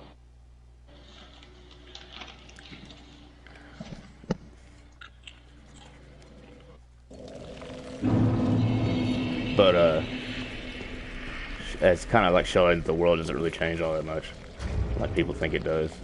In the 90s, like Christopher Priest received like a lot of like criticizing hate mail for having this character in the comics, and he was always. And I remember like one time he wrote this letter and like put it in the back of one of the comics. Did you say for having his character in the comic? Yeah, the character of Everett Ross. Oh, that's him. I mean, so that's no, a self-portrayal. No, that's not what I meant. That's what it sounded like. No. Sorry. I said this character. Oh. Not. I thought you said his character. No. But as I said, it's Black Panther, and he's a white guy in the comics, and he occasionally makes some jokes about black people. But Christopher Priest, like I said, he received a lot of like criticizing like hate mail over it, and he put like this big thing in the back of one of the comics one time, and he was like, "Look, guys," he's like, "I got some news for everyone." He's like, "I'm black," and he's like, "And I'm sure that I'm black." He's like, "I'm pretty sure I am." We've had several meetings here at Marvel about me being black. And he goes, at the end of every meeting, I'm still black. So did people not know that, I guess? I guess not. And he was like, and if you'd actually read the comics, you would understand that Everett Ross gets shit on more than anyone in his entire book. So I think he's entitled to a funny joke every now and then. Right. And like I said, he never even like says anything like hateful. Like he's not a racist. Like he doesn't, he's not like white supremacist or anything like that. He's just, like I said, like a good example of it is like that one time, like that people were trying to like pump him for information. Like, what do you know about T'Challa? And he was like, well, all I know is that he's an Avenger and he's a king, and he shows up at Avengers Mansion every now and then, hangs out, orders up some ribs, eats some chicken. I don't know, like. That kind of like ribbing, and but that's like I said, he works for the government, and he is the liaison between Black Panther and U.S. government. Gotcha.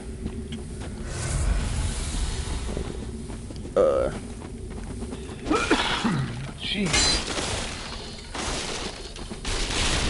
And there's this other character. Oh, here's one. This is what you're looking for. Ah, okay. But there's this character. His name. Once again, you don't have to remember the face sounds, but okay. His name is Achibi. And Achieve is not Wakandan. He lives in an African nation called Gudazi. And basically, his story is that he was some type of like farmer of some kind, him and his wife, and their farm was set on one day by I don't really know what the term is, criminals, Bandits. yeah, bandits, that'll work. Wait, but we'll say bandits. By bandits, and they like raped his wife and Oh, man. beat him up, you know, and all this. And then the wife ended up leaving with them, being like, "Yeah, I decided I don't want to be your wife anymore. I'm gonna go with these bandits." And so he decides that he wants to get revenge. So he hunts down and kills everyone that his wife. Whoa! Whoa! He kills her teachers from school. He kills, at one point, he kills the guy who one time sold her a pair of shoes. Dude, that's nuts. Yeah, he kills them all. Like, he stabs them all like 37 times apiece. Like, that's how he kills them. Because when bandits left him for dead, that's what they did. They stabbed him like 37 times, but he survived. And you said, wait, the bandits raped his wife and everything, right? No. Consensual. Right. Yeah, no, that's what you said, right? Yeah. But, and then she ends up leaving with him. Like, Yeah. that's why my brain is reeling here. Yeah, like I don't know if it was like sense. I don't know if it was like Stockholm syndrome or if the rape was like smoke screened or like I don't know, like, but they definitely went in with the intention, regardless of how things transpired. But yeah, she left him for the bandits, and I said he ended up hunting down and killing the bandits. He killed his wife, and he went out and killed everyone his wife had ever met in her entire life.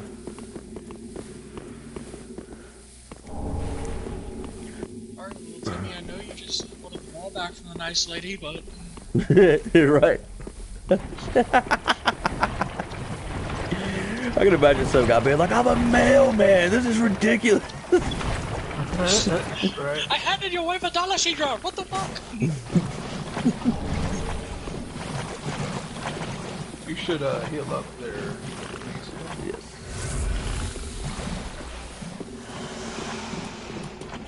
Alright, we only got 2 more to find, and I feel like we've explored a lot of this. So. Yeah.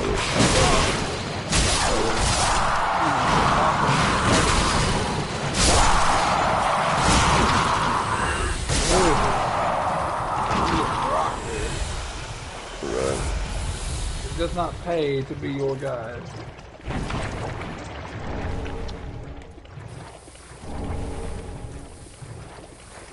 Oh man, not this guy.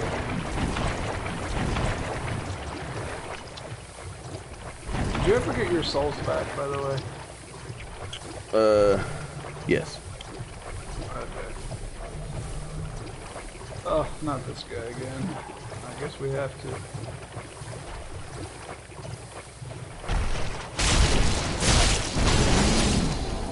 Okay. I guess I can roll dodge.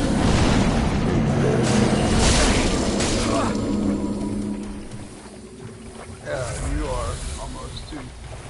Alright. There we go. I know there's one up here. Oh, fat roll. Alright, so continue. Right. There's also another character plays a small role in this. He's a cop in New York. His name is Sergeant Torque. Yeah. He's basically your stereotypical like inner city detective who's kind of like plugged into like the criminals, you know, kind of like not a dirty cop, but just kind of like a salt of the earth kind of guy, you know. Right. An intuitive cop. Yeah. He lives in the projects, you know. He's a poor dude. He's just your regular, grew up in the hood, kind of hard ass, but he's a cop. He's some type of, he's from like Latino or Hispanic descent. I'm not really sure what his actual. Is there anything here for you? Yeah, there were items. I picked them up. Okay, cool.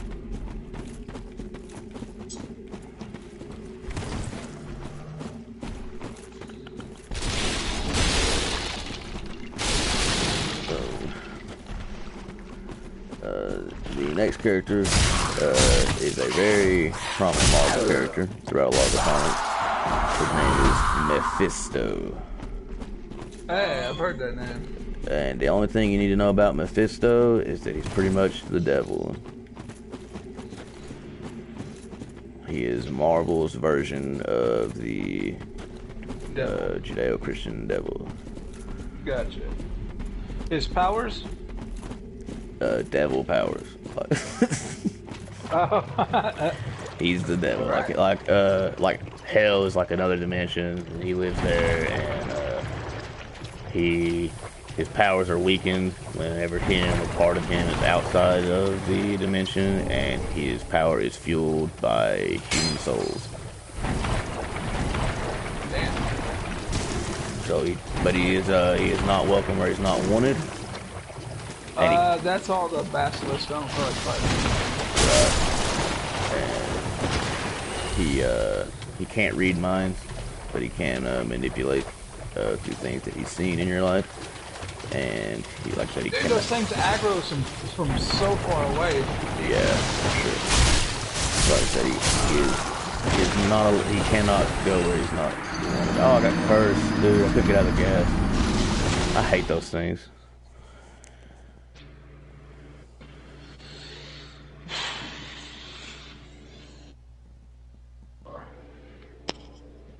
This game, man, is very unforgiving. It's hard to we're definitely gonna have to pick something else next time, eh? It's hard to multitask. Right. I mean, I agree, but at the same time, it's not all that different from how we were doing yesterday either. Right. Like, we were definitely falling off ledges and shit yesterday, and we weren't really focusing on anything other than Dark Souls. Alright. Summon and sign this down if you want to continue. Alright, yes. I actually have no idea where the third one is. We'll find it together. Do I have to extinguish the flames again, or are they good? No. They Okay, stay. okay, so we're good. There's not all that many characters left that I need to go over either. Next one is her name's Monica. She's basically the Black Panther's love interest. Okay. She is American. She is a failed aspiring jazz musician. So she's got that cute. She's a waitress. She's got that old school or that charm, that fail. I don't know how to explain it. I guess, for lack of a better term, that almost that lovable loser charm. Right. And like they back in the day in the comics, they were together, they were engaged to be married, and they split up because she got sick of getting kidnapped every time somebody that didn't like T'Challa had an idea. So they split up, and as his ex, she's still getting kidnapped all the time. And she's just like, what do I gotta do to get away from this shit? Sounds like a regular. Oh my goodness, that guy followed me. Sounds like a regular Princess Peach. Right.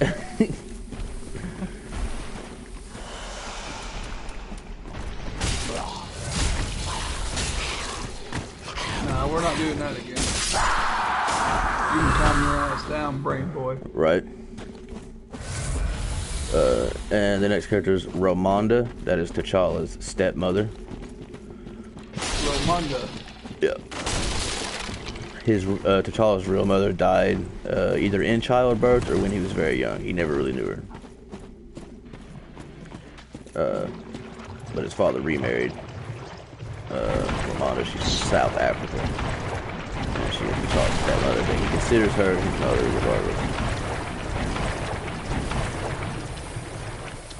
And then the last last character I want to go over real quick. His name is Zuri. And Zuri is in the movie. Well, these definitely aren't half-ass stories, are they? No, dude, yeah, I don't mean to say it like that. But no, I know what you mean. This is a whole life I'm learning about. Right, like, yeah, for real.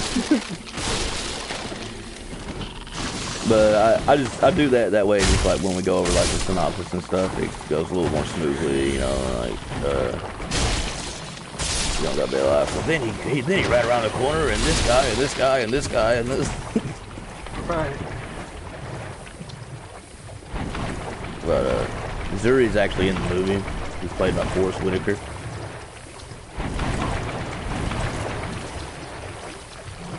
But he's basically one of the bodyguards and a very close friend of T'Challa.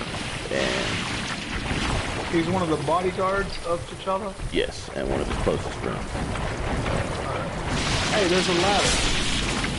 Wait, is that where that's not where we came down? No, we did not come down here through a ladder. Okay, hold on. Alright, I know. Oh, good. Fill them all up. Is this a completely new area? Did we just discover a completely new area? Ooh, items. There's just a random cauldron here. It had an item in it. What was it? Sunlight talisman. Oh. Sounds important. Alright. Just in case we forget how to get back here again, let's definitely go up that ladder and see what's up there. Yeah. But I like Zuri. He's a cool character because he's one of the characters that's just like, anytime you have like foreigners in America, there's always the one character who's like, this is an outrage. Right. That's Zuri.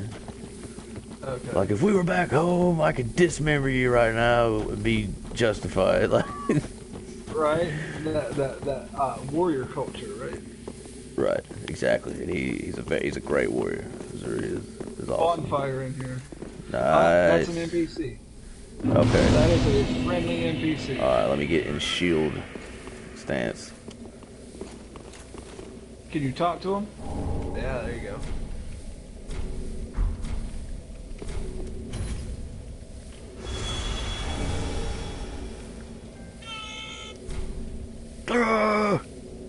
What in the world was that? I don't know. My text tone. Oh, okay. It's Lord Shax from Destiny yelling.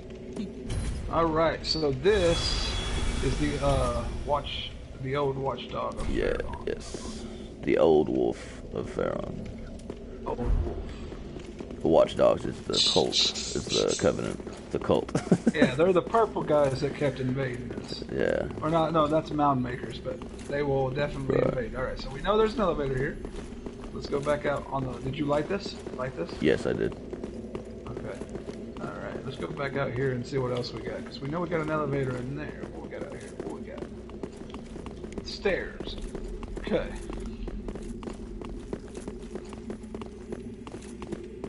Ooh, slug. Tell me that's a large type. Twinkling. Tell me that's... Ah, you still can't upgrade your sword. No, I upgraded it earlier. Oh, what's it, +4 now? Yes. Nice. Because I had come across some large titanite and used Nice. There's toy. It's toy like a toiger. Toy like a toiger. Also, it is worth mentioning that the Avengers make several appearances in this run. Oh. Yes, and I'm not going to go into a whole big spiel about the differences between the Avengers in the comics and in the movies because we could do that for weeks. Right. But there are a few things that are worth mentioning. Just kind of, cause like in the comic books, the Avengers are a lot more organized. It's much more of an organization than it is just like a little ragtag group of dudes. Oh yeah, this guy. Ooh, let me drink this. This this was a big point. Let's go this way first. This was a big point for me in Matt's playthrough. Right. Because this guy was completely wrecking Matt, and he could not get past it. Oh, hey, check this out. Secret ledge. Ooh. Secret ledge time. Secret ledge.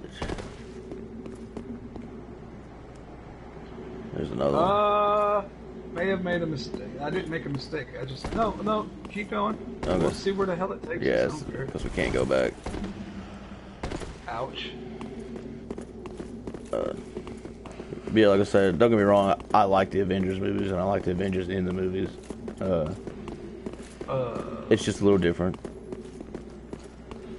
Slug.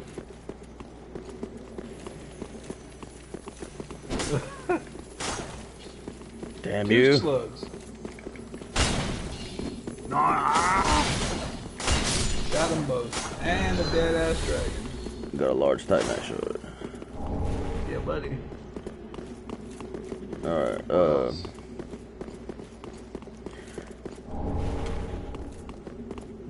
but yes, there are 5 Avengers in the comics that permanently hold the rank of Founder. Founder, okay. Captain America is the only member of the Avengers that holds the rank of Founder that was not a Founder. Right. Because in the comics, the original Avengers were Iron Man, Thor, Ant-Man, Wasp, and Hulk. Ant-Man and Wasp? Yes. Really? Huh. Not in the movies, Ant-Man, Scott Lang, the Paul Rudd character. Is it like a late show? Well, yeah, that, but that is the second Ant-Man. That's not the original Ant-Man. Yeah, it's Dr. Pym, right? Yes, Dr. Pym. Hank Pym.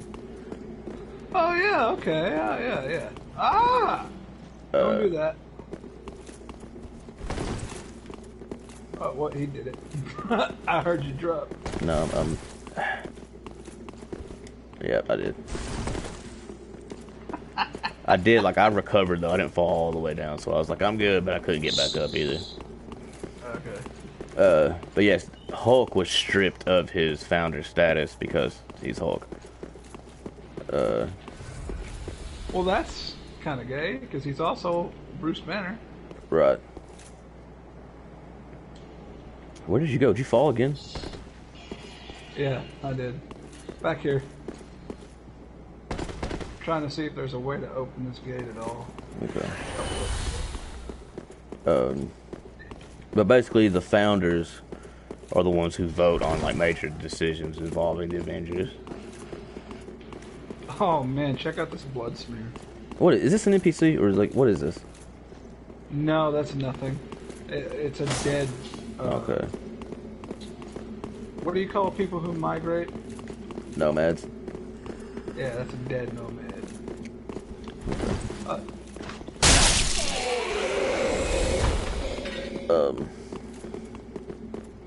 And also, as far as like who leads the Avengers, in the comics, the lineup of the Avengers changes so frequently that they will appoint a chairman, and the chairman is different just depending on what time period you're in. Sometimes it's Captain America, sometimes it's Iron Man, sometimes it's someone else. I'm glad we didn't go down there. Yep, here he is. Don't go down there. Yeah, I'm not getting lured into Godzilla over there. It's not happening. So you can hang out down there all day if you want. I wonder if he even knows how to get over here. I don't think so, because he's backtracking. Let me see if I can drop down on him. Oh, that would be cool if we could, like, time it right and both drop down and slash him. Here, I'll go fight him. Alright.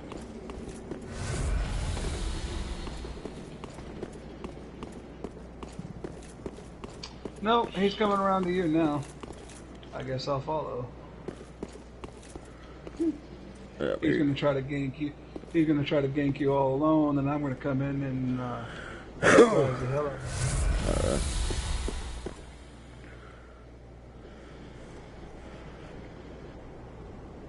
Get him. Whoop his ass, Craig.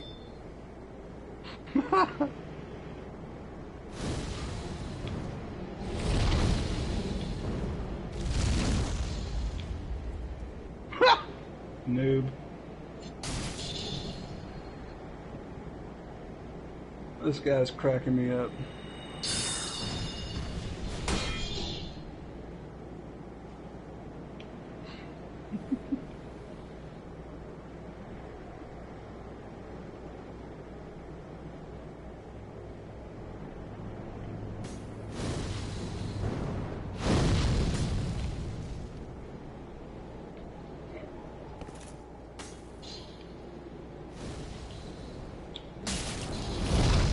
Dude, he's such a spam artist.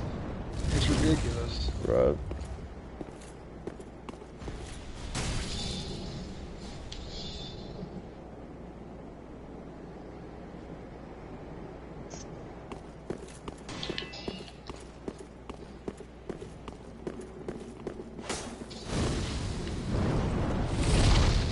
He's gonna run out of magic soon enough.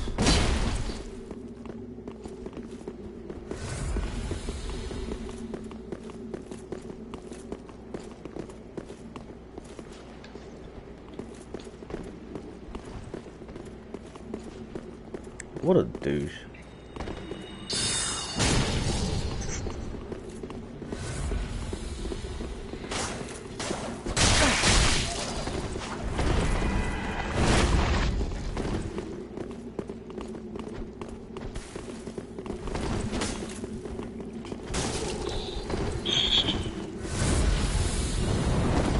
Get it.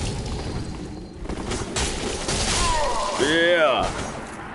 Teamwork.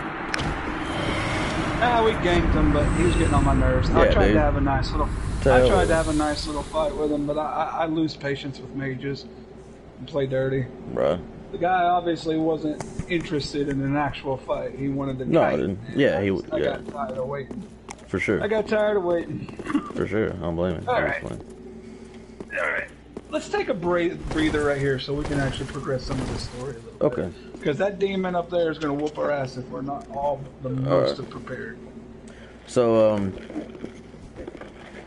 the quote current end quote lineup of the Avengers in this time period. Because, as I was saying, they're a lot more organized in the comics. And basically, how they usually run it is they usually run it with 5 active members, 2 reserve members, and then everyone else is inactive. Like, I didn't realize the complexity that I was getting in on here. I'm literally the next podcast we do, I'm bringing a notebook. All right. And a pen. I need notes, dude. This is ridiculously complex. Because the thing is, dude, is that there's about 8,000 Marvel characters. Jesus, man. And color me surprised. Sorry, color me surprised. So, like in the comics, they can't have all of these people being on the Avengers. Right. So the lineup is always changing. And typically, there's about 5 active members, give or take, and then they'll usually have 2 reserves in case something of emergency, and then everyone else is inactive, free to go do their own thing. And the lineup in this time period is Iron Man, Captain America, Thor, and then there are these 2 characters that have not had any type of movie debut yet. They are a married couple, and their names are Justice and Firestar, and they are mutants.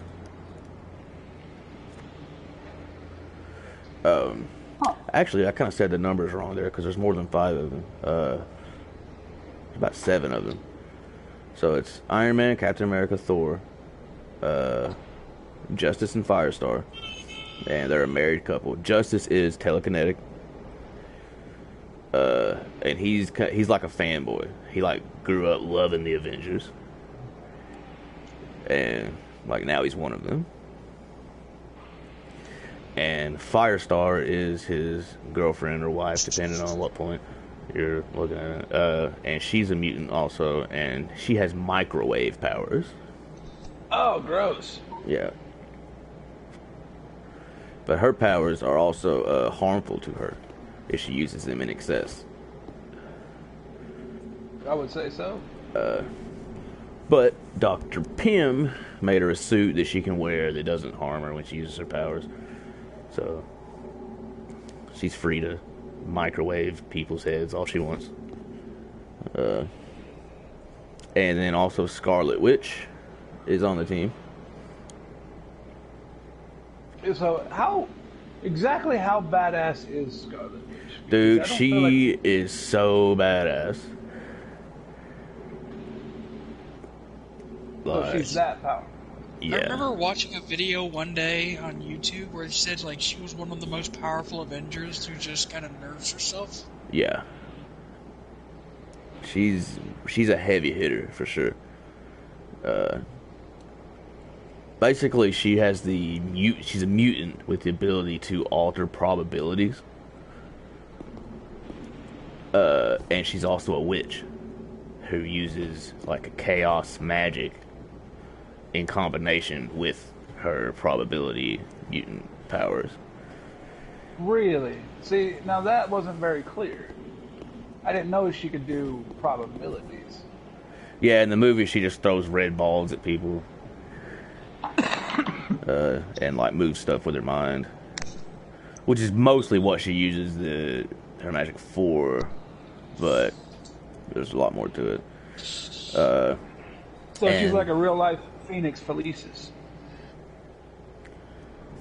I don't know who that is.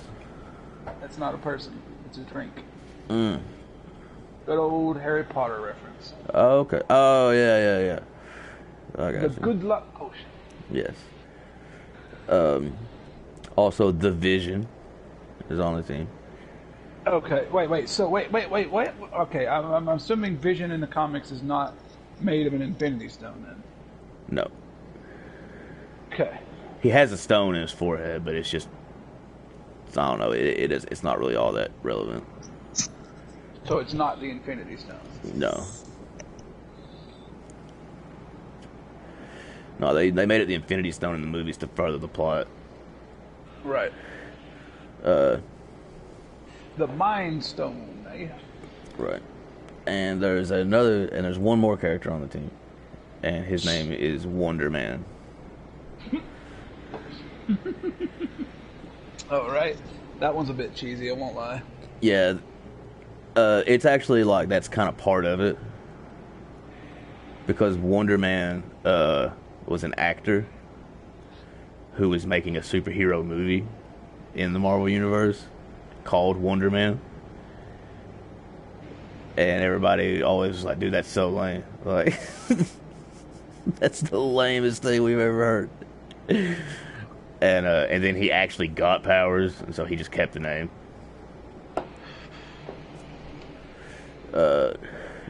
And the easiest way to describe his power is that he can become ionically charged.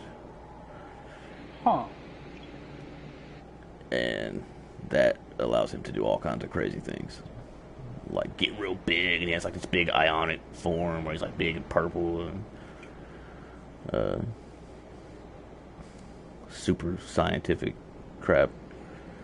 But yeah, so it's Iron Man, Captain America, Thor, Scarlet Witch, Radioactive. Vision, Wonder Man, Justice, and Firestar.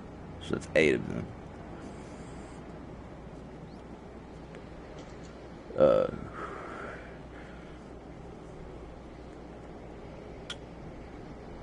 And that's pretty much that. I take it they all make an appearance Oh in yeah. this series? Oh yeah.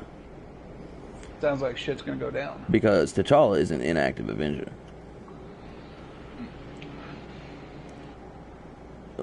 And basically, if you're inactive, you're not. You don't get called on the missions and stuff, but you still have like security clearance to get in, and if you're in trouble, they'll come help you. Right.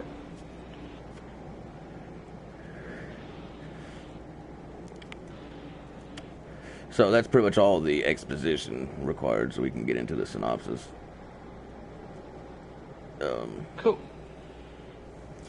Actually, real quick, before we get started, I will send you some art samples.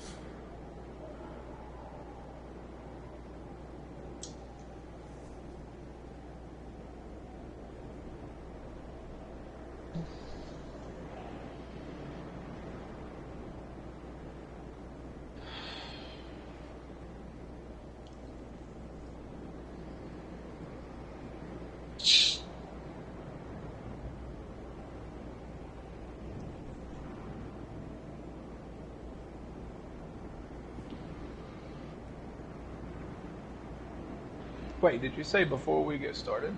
Yeah, I'm gonna send you some art samples. Oh boy. So do we got quite a long ways to go then? I mean, Should I buckle? a good little bit, but not like we're not gonna be here all day or anything like that. I'll just say, like, before we get into like the synopsis of the actual story. Right, gotcha.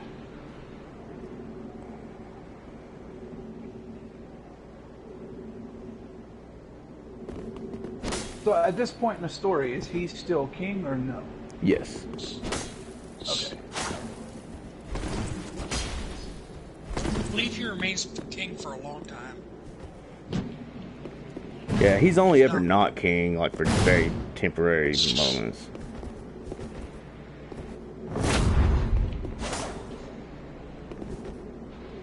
And see, and that's the thing that a lot of people need to keep in mind about the Black Panther. He's not really a superhero. He's a king.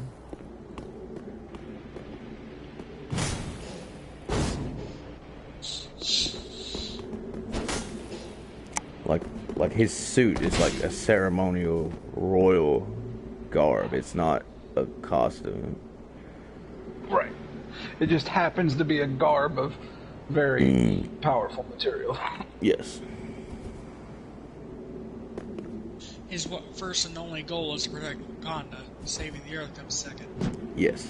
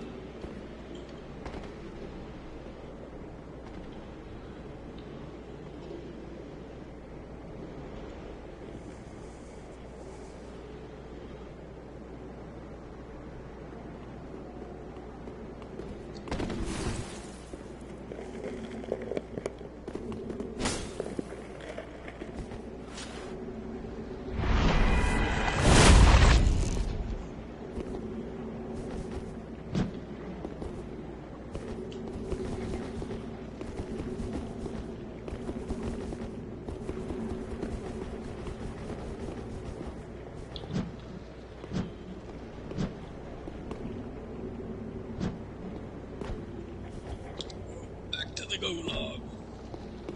The old gulag. Back to the same old grind. Threw me in prison. Stole too many memes. The only crime they would catch you for. Copyrighted material. Right.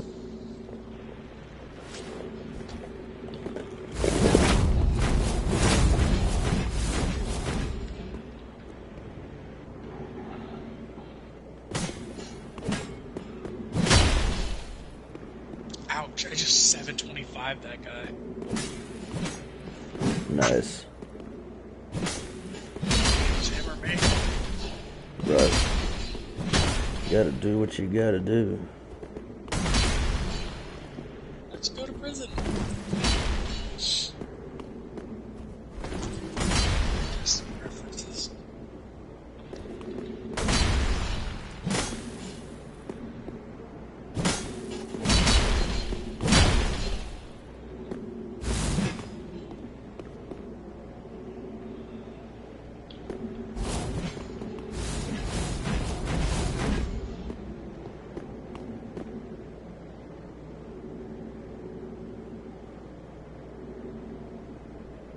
Oh, here's an interesting weapon for you, Benicio.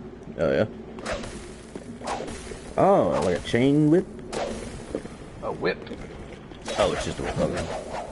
Still pretty cool. Hey, yeah, check that one out though. This one right here is a pain to block. Oh, I bet.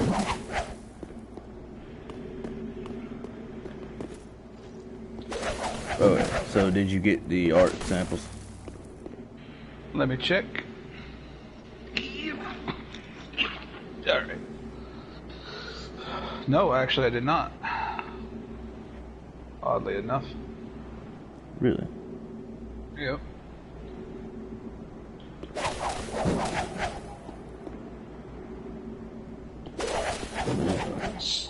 I sent them to you through text. Right. I know. That's the odd part.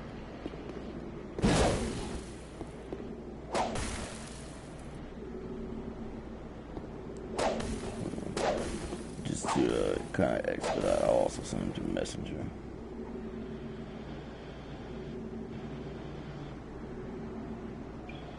Are you sure your phone is not sending? Hold on.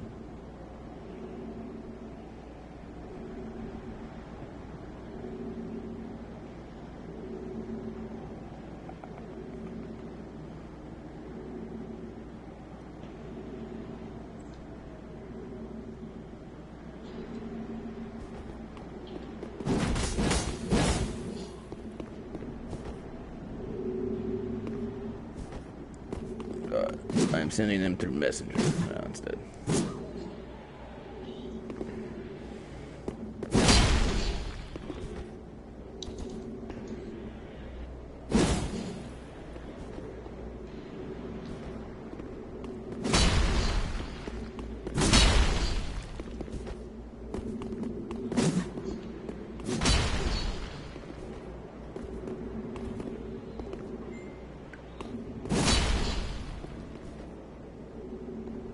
Alright, I believe I got it that time.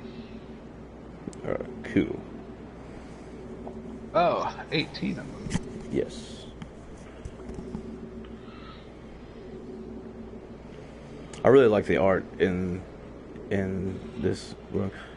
If you notice also, I didn't go over the artist of this book like I usually do, just because it was a large team and it frequently changed throughout the run, so like there's a lot of artists who were getting in on this book, and we would have been here all day going over all the different artists.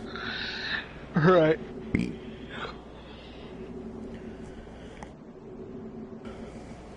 No, I'm getting all your pictures one at a time through text. That's fine. This is going to be the long haul. You gotta love it.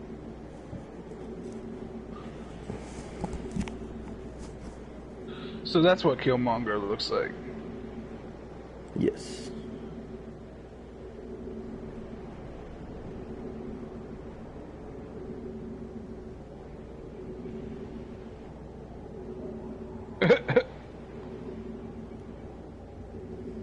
Bap. Yeah, bop.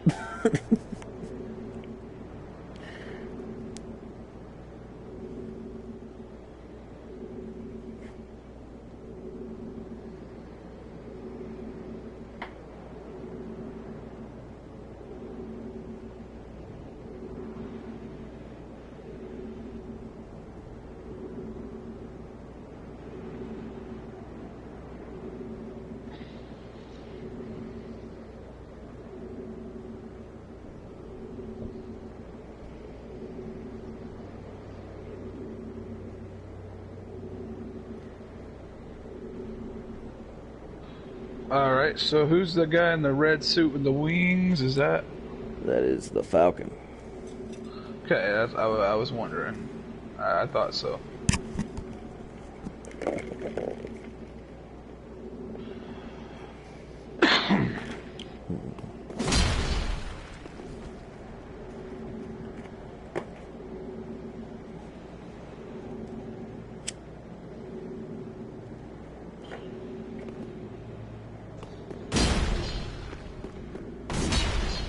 My character's over here doing attacks on his own because of how I got my controller set. So, just kind of get a perception. What is your opinion of the art of this compared to the art of the other books we've been over? Well, I just like hearing other people's opinions on the different styles of art. It definitely seems more defined and more colorful. Yes. I would say even more detailed. Like a lot of the artwork is definitely like more has sharper lines to it. The musculature is rather large. Oh yeah. Once again, we are in the 90s. Right. Huge muscles and gratuitous pouches. Oh yeah, you're right. I just saw that everybody's got like a utility belt. Everybody's got pouches. It's ridiculous. Like, what to like the X-Men, but take it to a whole new level though. When you like we start getting into like some of the X-Men stuff, and like you'll see art from like them. Like, dude, everybody's got pouches. Like, why does Cyclops have 15 pouches? He shoots optic blast out of his eyes. Like, why does that guy? Oh, he's got to carry around. He's got to carry around power bars and beef jerky, man. Right. What would a superhero be without protein and nourishment? Like, you'll have them with like a utility belt full of pouches on the waist, and they'll have like pouches wrapped around like their biceps and their thighs and their ankles. And, like, what's in the pouches? I'll tell you though, the rendition of him versus the rendition of him in the Marvel Cinematic Universe is definitely seems to be there's a lot of difference. Oh, really? I think so. I mean, at least the art style here. Right.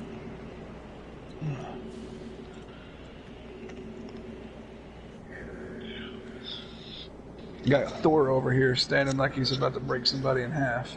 Right. How does that cape even do that, man? Okay, hold on. Let me go.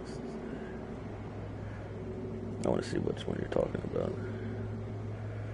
The cape, it more resembles like he's about to sprout wings than anything else.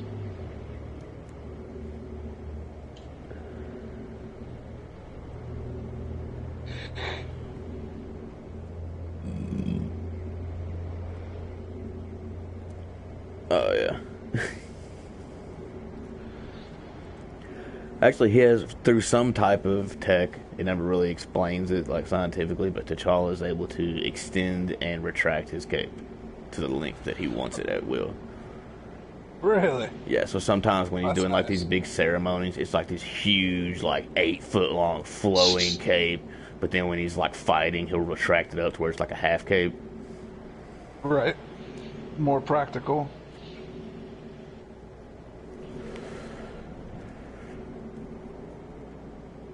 So, All right. So the art panel with the guy in yellow, the Falcon, and then there's this guy in a green suit in the bottom left. Who's that? okay, the guy in the green suit, that is the Iron Fist.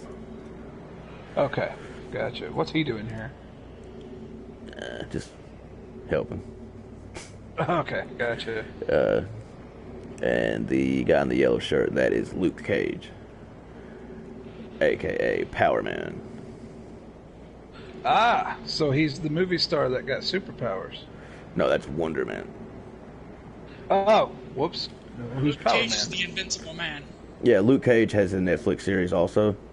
Oh, He's the black guy that has he has indestructible skin. really? Yeah, so he's just like a big muscular guy, but he can't be cut or burned, or his skin Wasn't he can. experimented on in prison? Yes, he was falsely accused. He was falsely convicted of a murder, and was sent to a prison. And in that prison, they experimented on him, and he came out with indestructible skin.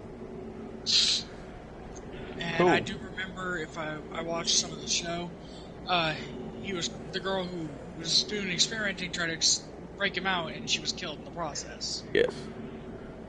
which made him devote his life to fighting crime. Yeah, but only in Harlem. He micromanages the shit out of 16 blocks of New York. I mean, hey, it's his hometown. Right. Also, what I like about Luke Cage and Iron Fist, it doesn't really like pertain to like this run really, but they actually open up a business called Heroes for Hire, and they are superheroes for money. Huh.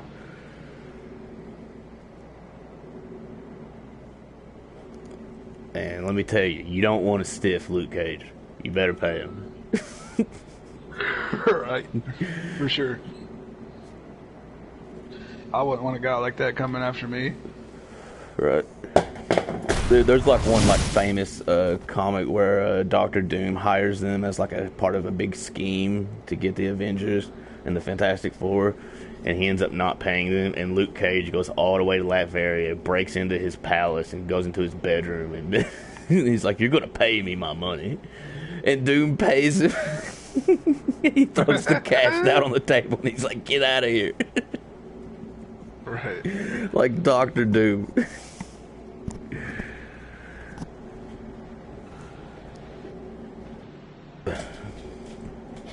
Okay, so I don't know if I want to be punched by the Invincible Man. Something's gonna give, and I hope it ain't me. oh yeah, dude, the show's really cool. Like, there's people like shooting rocket launchers at him, and like they go to like he'll get in a bar fight, and some guy like break a beer bottle and go to stab him in the neck, and the glass just like splinters, and he's like, ugh. I remember at one point he's like, "I'm so sick of buying new shirts." Like, Man, it's punch or reconfigure your molecular system. oh yeah, And you do a pile of jelly. A pile of jelly.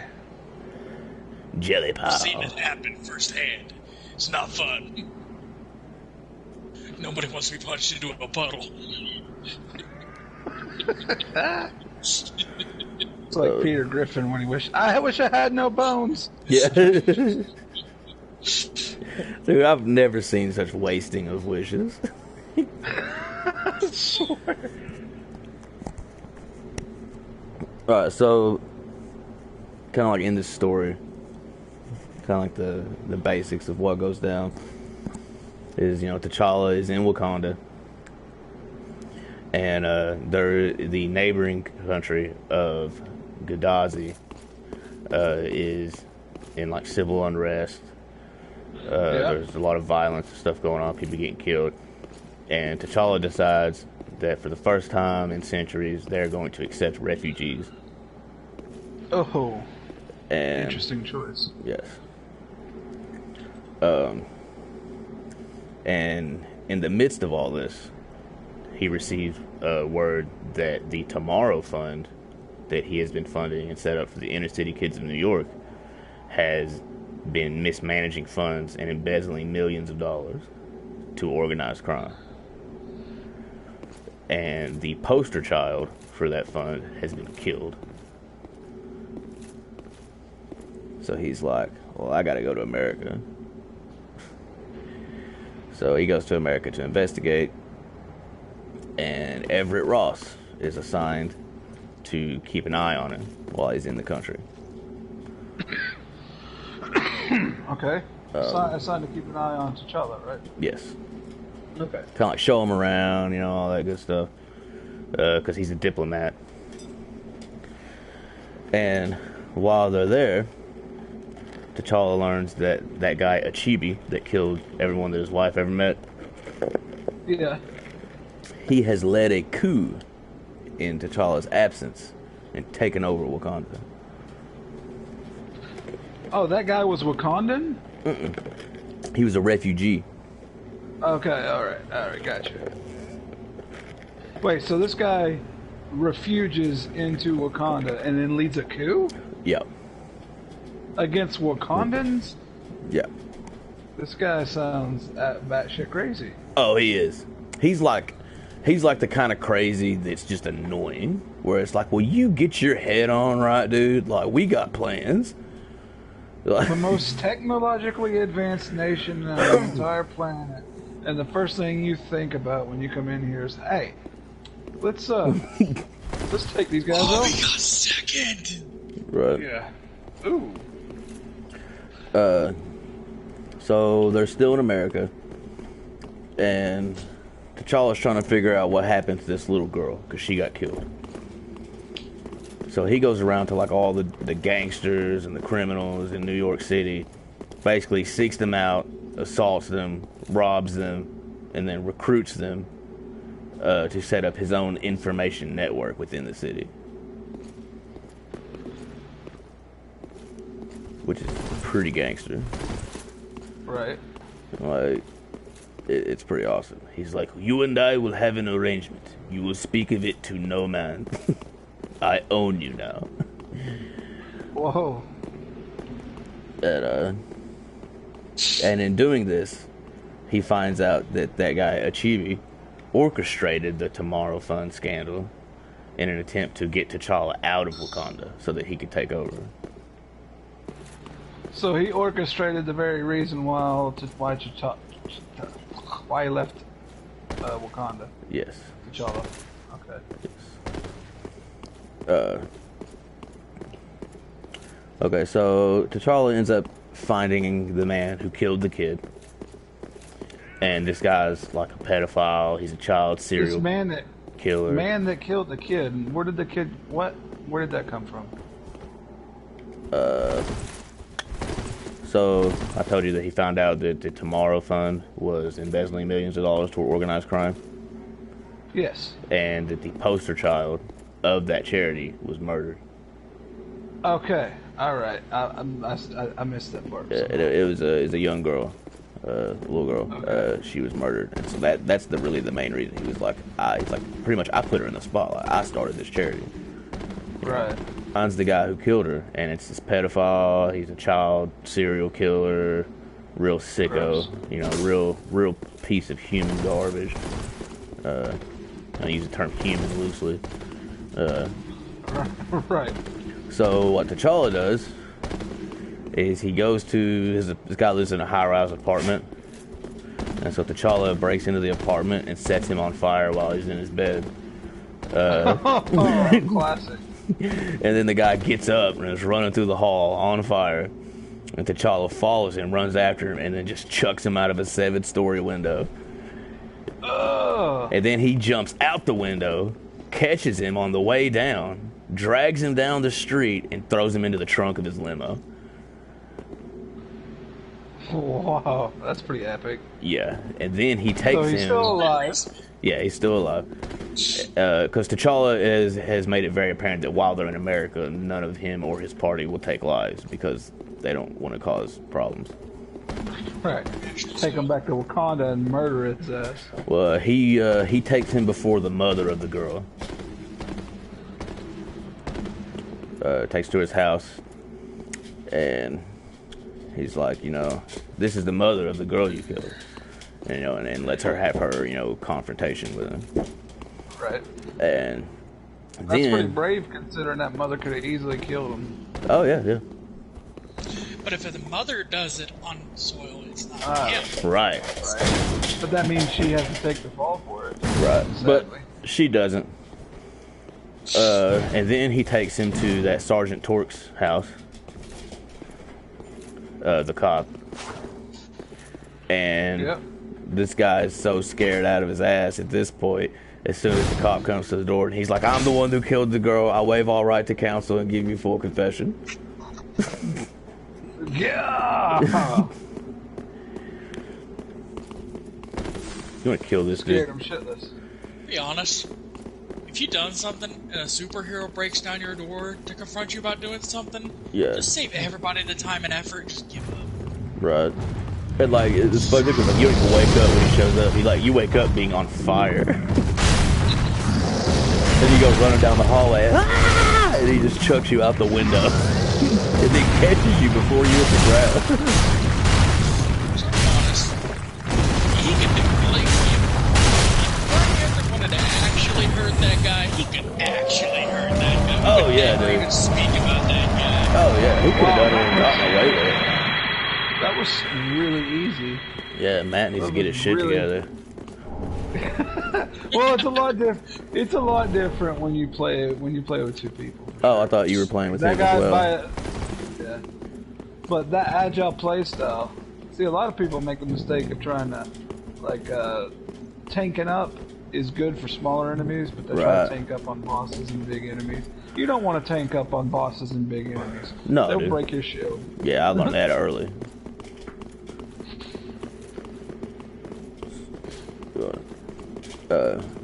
I guess that's all there is to see. Was there even an item over here for you to get? Yeah, there was a few. Did you even know what you picked up? Yeah, they were like weapons and shit. It wasn't it wasn't anything that wasn't self-explanatory in the name. Great axe, you know.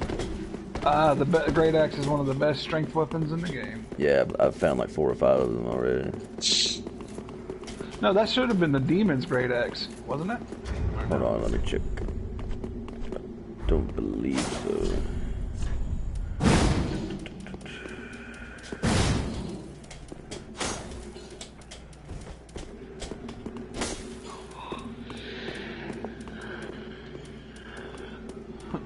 Shay, are you proud of me? I got it to No, got it to was not. second place in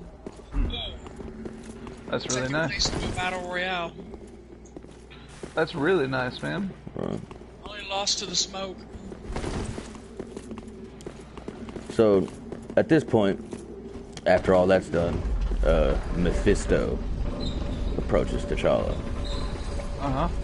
And he induces, you know, the obligatory flashback montage to try to like mess with people's heads, like these types of villains are wont to do.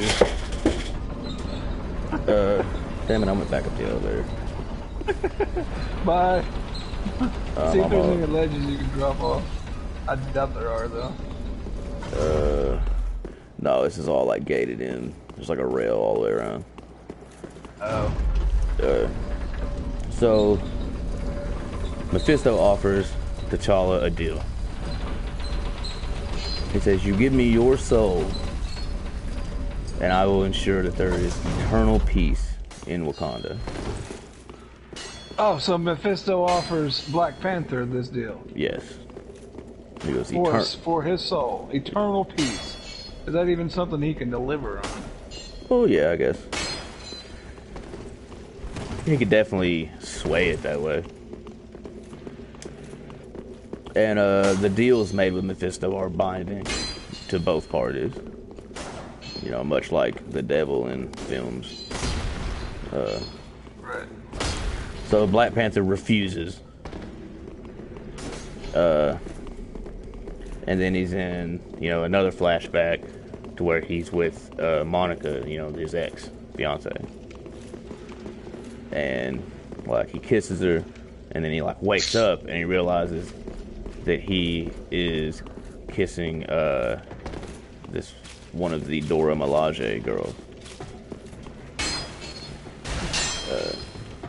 I thought you were gonna say he was kissing Mephisto. I'm like, Right. Mephisto's sweet. Yeah, no, I'm sorry. I guess that's why I'm having more trouble than normal following along with this. Like, the turns it keeps taking, just my brain's like, what? He was talking to Mephisto, and now he's waking up kissing a girl. Like, huh? Well, I mean, Mephisto's playing with his mind. yeah, he's the devil. Like, these are all mind tricks. Okay. It's all illusions.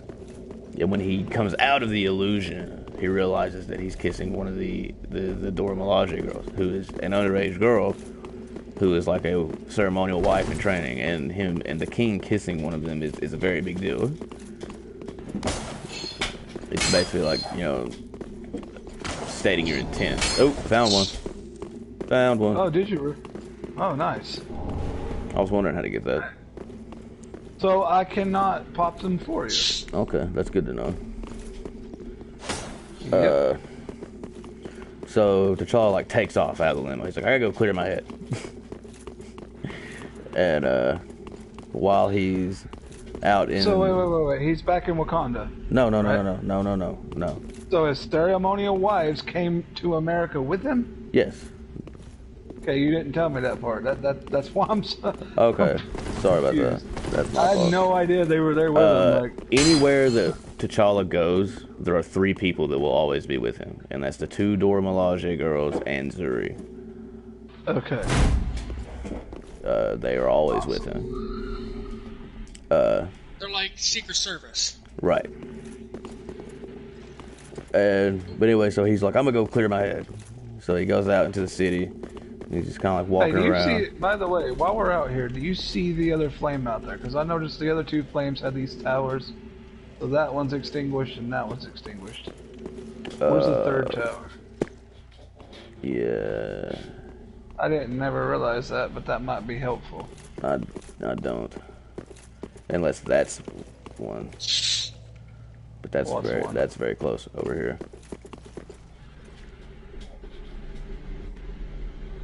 Where are you? Ah. Yes, that is absolutely one. Okay, cool. Yeah, you found it. It's right. Check that out. It's right there. It is right. That would have helped me so much in my first playthrough. Now at least we have a freaking direction. Right. Nice. We have a heading. That would have helped. We have a heading. So we need to go down this ladder and around and to the back on the left. Okay. Nice. Very well. Well played, Dark Souls. Things I did not notice before. Right. Also, something worth mentioning about the Wakandan secret police. It's that when T'Chaka was king, he regularly utilized them for all different types of things. They did like the ugly business so that the king didn't have to. Tortured and all kinds of things. And when T'Challa became king, he pretty much fired them all. Like, we're not going to do that. Okay. So the Wakanda hasn't had a secret police while T'Challa is.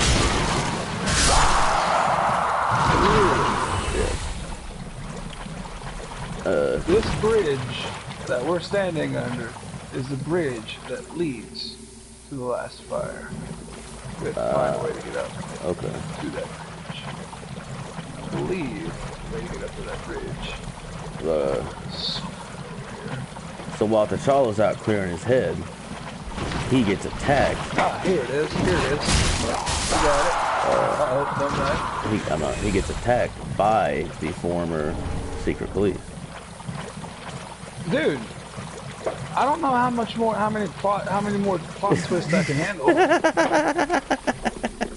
My brain is having a hard enough time keeping up with this. Like, you're describing to me an entire series. It's Marvel's, it's 90s Marvels. There'll be 2 more villain introductions and another boss fight. Right. And I'm really just like pointing out like just very basic things. Like, you should read this. Like. Hey, wait, we already came up here, didn't we? No, we didn't. And then they'll have some of the Dragon Balls. Right. Yeah, right. We see Goku makes an appearance. And he uses the cloak of invisibility to team up with Sonic the Hedgehog. The Batman's there. Yeah. At least I know all these names. Right. But Zurian the Papa. Oh yeah, hey look, guess what's in here that we totally missed? No, we were here earlier because I lit this. Oh no, I didn't. Oh, never mind. Yeah. Booyakasha. Right. But anyway, like the reason that they attack him. Check around for items and shit. I already did. I got them. I did a big circle. I got them all. All right, you might have gotten a really nice bow here. I don't know. Those big tree guys were guarding it, so you probably have a nice bow now. This guy will eat your face, so let's be careful.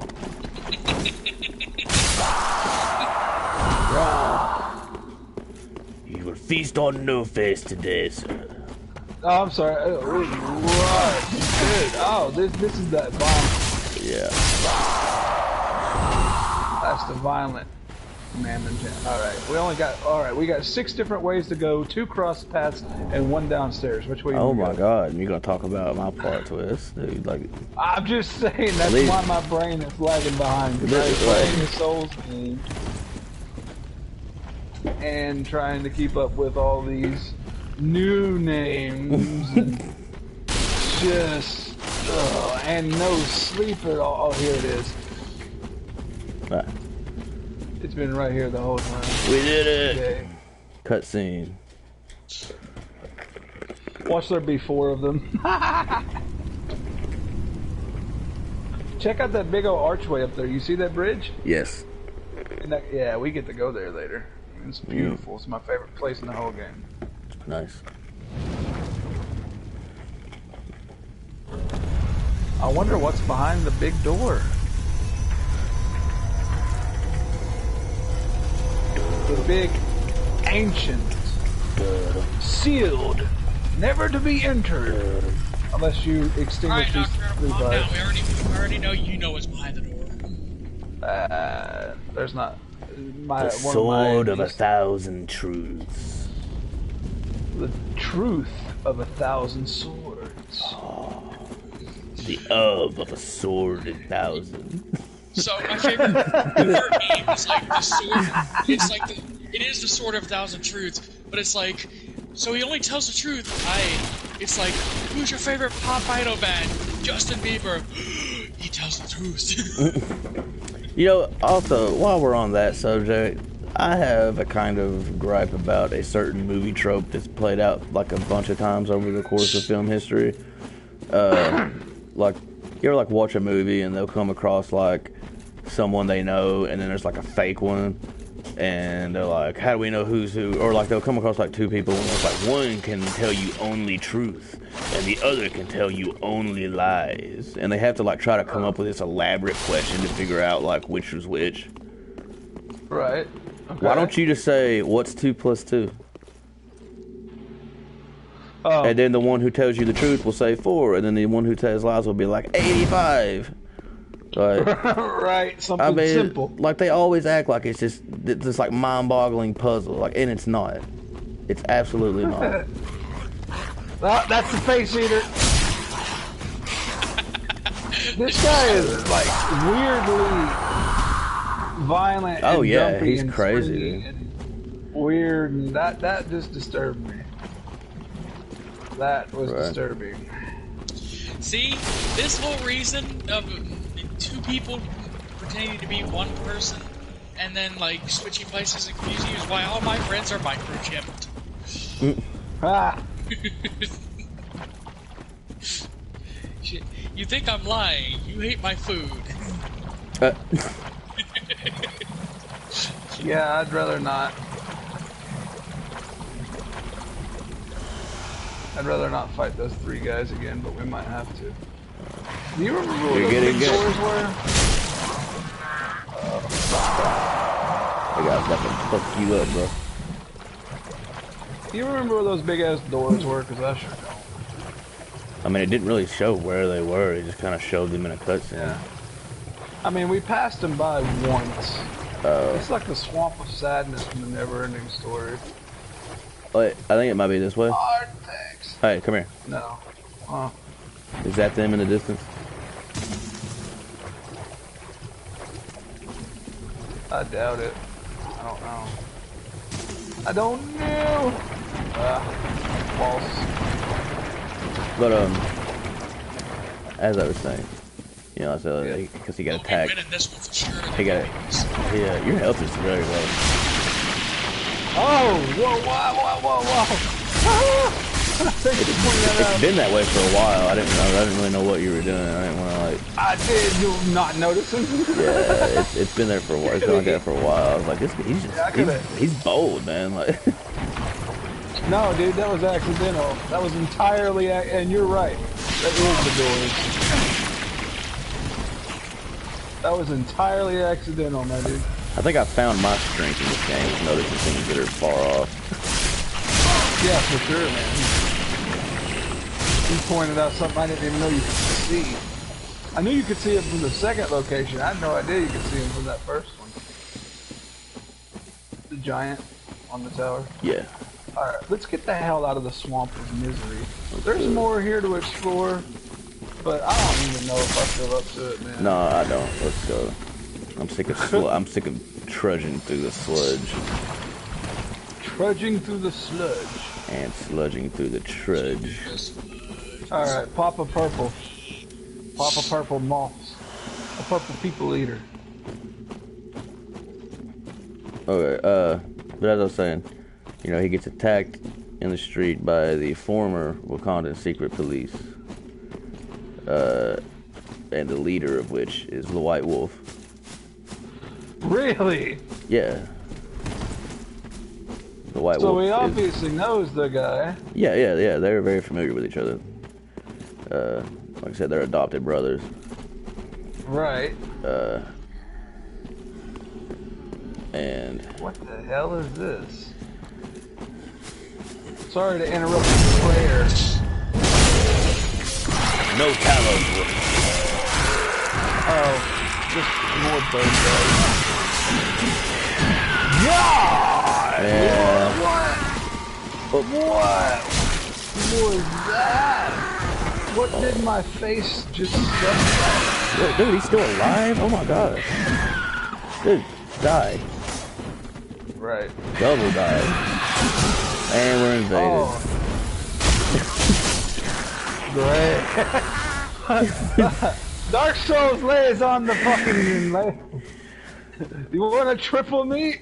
We'll give you 2. God, really? Right. Dark Souls detects Here he that is. you are currently getting fucked up. We got him. Then more. He's a sorcerer. Oh, that sucks. Don't let him frostbite you. I'm not. He's not as spry as that lizard. Oh, you're gonna run out of those eventually. Gulag's closed and I ain't been to the Gulag today.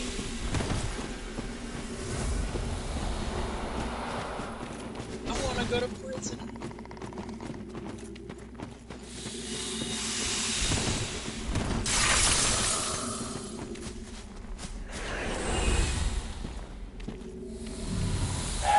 Dude, what's the point of invading someone if you're just gonna run away No, from dude, them? I'm just so sick of every invading phantom literally thinking that we're that stupid and that everybody is just going to follow them into the trap.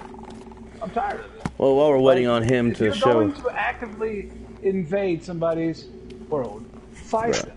Don't try to lure them into the enemies. Like, I get it, you're low soul level and they think you're an idiot, but we're not. Right. Alright, anyways, let's go back down here and continue this conversation. He'll get bored and go away, or he'll come fight and die. Yep. One of the two. Let's do it. We'll get somewhere that we can easily secure. Yeah, we'll just hang out here. Let me get this item. Right. Oh no, there is a drop down path, so he can flank us. He can't okay. flank us right here, though. Okay, cool. That'll work. He's not gonna flank us right here. No. Alright, I'm just gonna... Sorry about that little rant on your podcast here. No, dude, I mean, it's a legitimate, gripe. The culture of Dark Souls used to be a lot more friendly than this. Like, people would invade. You guys, we would do a cheers. Sometimes they'd drop you items, and then you would fight. You know, it was just like a welcome, almost like a playfully, like, we're getting our ass kicked by this game. Let's have a little bit of a side hustle here. Achieve a little catharsis. Yeah, now it's just like annoying and cheap. This culture has really changed over the last couple of years since I've played it. So, while we're waiting on this douche to show himself, I see him up there. He finally got the message. Yeah, but he's still not coming. I'm not even sure what he's doing or how he's having any fun doing what he's doing. Yeah, man. Running around. But the White Wolf tells T'Challa the reason that he kind of showed up and attacked him was to show that the secret police still had their skills, and he's like, you know, we want to work for you. Command me, my king. Oh, okay. He's like, he's always saying that. Command me, my king. Tell me, give me an order. And he's like, I will help you take back Wakanda. Command me. T'Challa refuses. He's like, I still don't approve of your methods, and I'm not going to now. And so the White Wolf tells him, oh, you might want to be aware of this, that Mephisto is not gone. He is back at your place that you've got here in America. And Everett Ross is kind of keeping him company. They're like, you left Ross here, Mephisto showed up, and he's waiting on you. So T'Challa shows up, kicks the door down, walks in, boom, or bop, and just lays the devil out with one hit. Ow. One punch, and then rips his heart out. Wait, what? Wait, you're telling me that the devil got beat in a fight and it didn't involve in 10 hours of fiddle playing and a song? That's right. Oh, here he comes. He's coming down the hill. He's throwing shit at us. You piece of shit.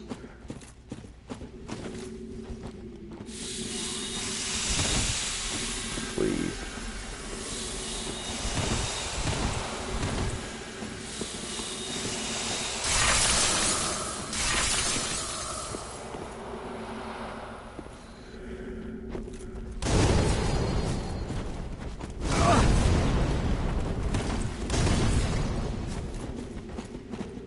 Oh, look at that. There he goes again. See you. See you in an hour. Oh, come on.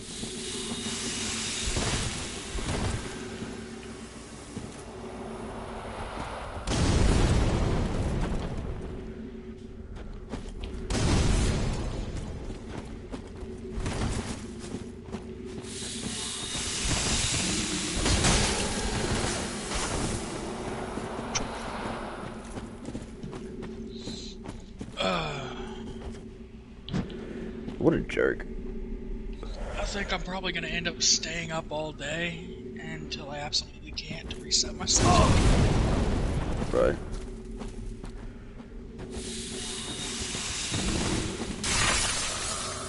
Might want to heal. Dude. This guy is seriously getting on my nerves. Get them.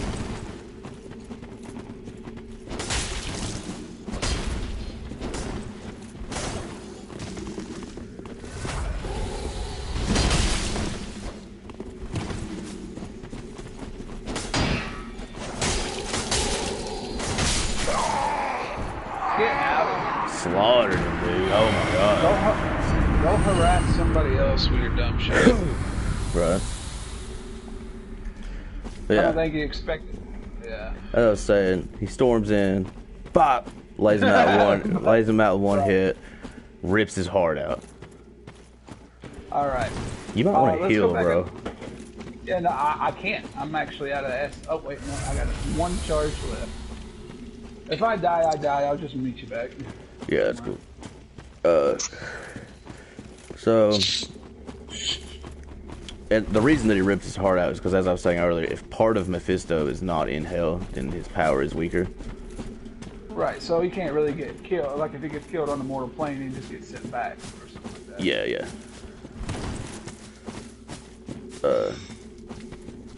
And so... Is that really all that's up there? Nothing? He was trying to lure us into nothing? Wow. He was trying to get the high... He was a sorcerer. He was trying to get the high ground. Yeah. I have the high ground. Don't try it. Well, we did, and we won. So. Yeah. We actually chased him off his high ground onto the low ground and killed him down here. Anyways, rips his heart out. Yeah. But I'm assuming Black Panther knew this? Or Yeah, did yeah, he did it. He did it on purpose. Okay, so he knew it wouldn't, like, technically kill him. Yeah, he just knew that he knew that Mephisto would try to, like, escape to hell, and that as long as his heart was there, it wouldn't stop him from going back to hell, but it would limit his power. So then Mephisto predictably transports himself, Black Panther, and Everett Ross, all three, to hell. And while they're there, Well, I like how you said predictably. I didn't know he had the ability to draw people into hell with him. Ooh, that was a surprise. surprisingly, then. Oh, check out this claymore. Too bad you can't pull it up. Right. So I'm trying to look here. Yeah, there's an area down here that you can't normally get to unless you drop down right here. Is there an item down there? Right No. where my character's point. No. There's no items at all down there whatsoever. No. Alright. Well, I'm curious. You stay here. I'm going to go scout out and see what I can find. Alright. Because I think this leads, if I'm not mistaken, to an area that we can't technically get to. Right. Unless There's really no item down here. Then what's the point? There's no item down here. No. It's like a death trap. Because now I got to deal with these stupid fucking basilisks. Right. I'll be right back around. But so they get transported to hell. Yes, and see, and when you're in hell, the only one who can get you out is Mephisto. He's the only one that can get you out. Yep. So if he can get you there, then he kind of has a leg up on you on making a deal. So T'Challa makes him a deal. Didn't the devil already offer him a deal, like your soul for eternal peace in Wakanda? Yeah, and he refused. Eternal Peace. Tall order. Yeah, and he refused. So now T'Challa, in order to get back to Earth, the mortal plane or whatever you want to call it, he offers a deal. He says, "You can have my soul with 3 conditions. Number 1, take us out of hell. Get us out of here. Number 2, you will never enter Wakanda again or go near any of my people again." Alright, you see those guys? Yep.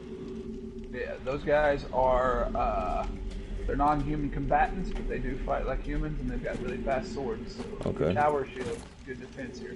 I wouldn't try rolling, block this stuff. Right. And 3, you will never appear before me again.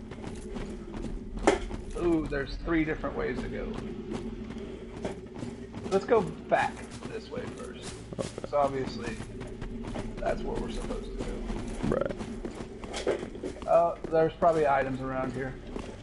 I'm not seeing any. No, right here. No, we've already been here, dude. I've already got these. Oh wait, no, we haven't. We haven't, yeah. But there are no items.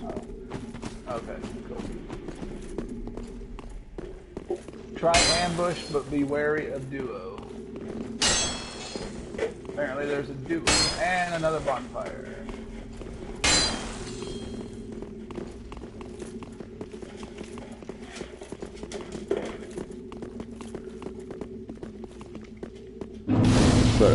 So did you hear the conditions? You shall never enter Wakanda again, get us out of hell, and... Never appear before me again. Oh, never... Oh, okay, alright. Okay. Wait a second. How's he going to claim his soul if he never appears again? He'll just claim it when he dies. Okay.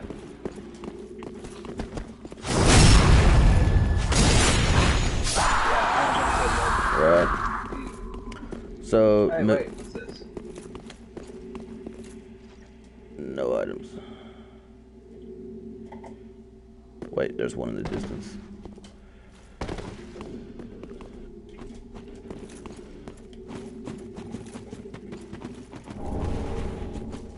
What was it? Atonement. Hollow I don't know gem. what... Ooh, that's nice.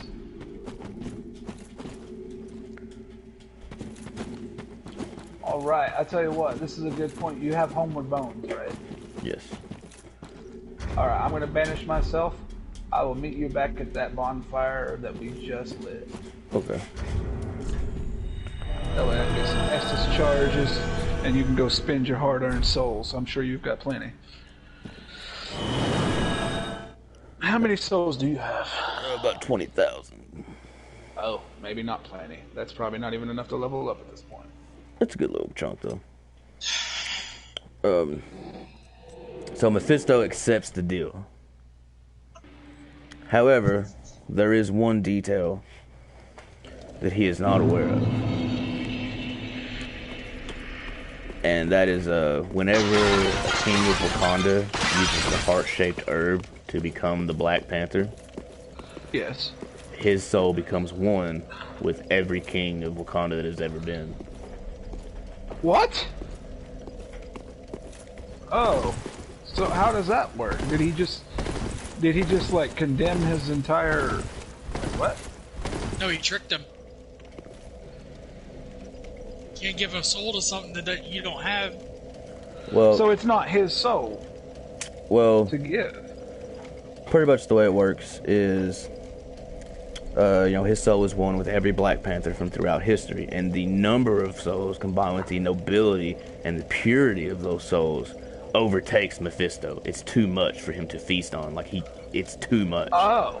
And Alright. at one point he even tries, he's like, okay, I've had my fill, I'll be back for the rest of you. T'Challa's like, no, we had a deal. Take them all. And you just can't do it. right. And so and it gets to the point where like it causes him like severe pain, and like he can't, like, it's, imagine if you were like, someone had a gun to your head and was like, eat 1,000 pizzas. Like you can't do it. Like and Alright, hey gentlemen, I gotta tap out. alright, man. Oh, I thought you were staying up. I am, but I've gotta go because my case manager's calling. Okay. Alrighty. Talk to you later, bro. See you. Have a nice night. Thank you, or have a nice day. Thank you for having me. Hey, no problem, man. Have a good one. So it gets to the point to where Mephisto is begging T'Challa, please let me out of this deal. And T'Challa agrees, but he says, I'll let you out of the deal, but you must still honor all three of my conditions. Right. Meaning, you must never appear before me again, you must never enter Wakanda or go near any of my people again, and you must you must take us out of hell. Well played indeed. Yes. So Mephisto agrees, lets everyone go, takes his heart back, and returns to hell. He's gone. So back in Wakanda, the Wakandan military and... Too bad he didn't secure that eternal peace. Right. Would have been nice. But he did ensure that he would never have to deal with his interference again. So, like I said, back in Wakanda, the Wakandan military and Achibi's forces are at a stalemate. Whose forces? Achibi, the guy who led the coup. Oh, yeah. The crazy guy that killed all of his wife's friends. Yeah. So, the Wakandan military... That was him, right? Yes. But the Wakandan military tried to take back the throne, even though T'Challa's not there. And they were, like, at a stalemate. Welcome home, Ashen One. Speak thine heart. And it gets to the point to where Achibi agrees to share power with T'Challa's stepmother, Ramonda, if T'Challa remains outside of Wakanda and exiles himself. Very well. Oh, so hey, are you Then at the touch the Pharaon darkness Keep within me. perimeter? No, I'm at the Firelink Nourishment Shrine. from these sovereignless souls. Well, that's the bonfire we just recently discovered, is the Pharaon Keep perimeter. And we're pretty much done with the Swamp of Nasty. Hey, How cool is that? what does endurance do again? Uh, Oh, that's stamina. Okay, I got you. I was about, Okay. I had to look. Okay, Yeah, it's stamina. It's stamina. Vitality is how much you can carry, endurance is how much stamina you have, vigor is how much health, Yeah. and strength and dex. The rest of them don't matter unless you're using Farewell, Ashen miracles One. and such, Right. which a lot of people recommend a flames balanced guide playstyle, but I thee. say I mean, I'll do too- that later. I'll probably do that on another playthrough. Or just do it like when your character's high enough level to, like, Right. because right now, if you don't focus up, you're just not going to deal enough damage. Right. So, T'Challa temporarily agrees that he will remain in America for now. Right. To keep it, to stop, and formulate a counter strategy. Yes. Okay, now I'm at the Pharaon Keep. Alright, put my summoning sound down for you. Alright. And it is then revealed, blum blum blum, super plot twist, again, Again? that Ramonda has been secretly working with Achibi the entire time. Oh, hell. Wait, that's his mother? His stepmother. Stepmother. But yeah, Oh, for all intents and purposes, yeah, his mother. gross.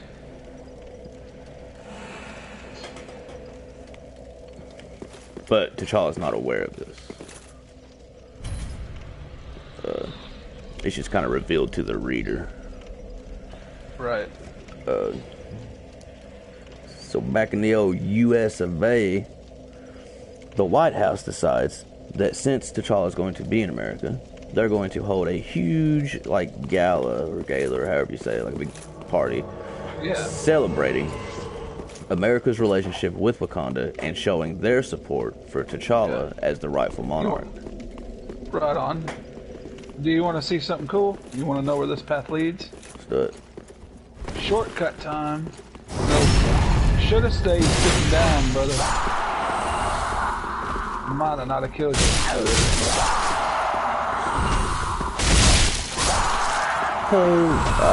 Oh! Yikes! None of these guys were here on my playthrough. I totally, yeah, okay. Oh boy, another crystal lizard. Oh, this guy's tough. Yeah. Oh my God, this guy's tough. Yeah. That's slow.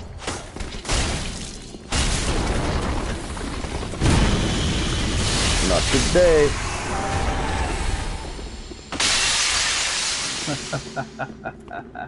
Okay. That deserves one of these, buddy. Yeah. That deserves one of these. But funnily enough, remember that crystal lizard a long time ago you saw through the gate and you're like, how do I get through there? Yep, that was it. What? Yeah.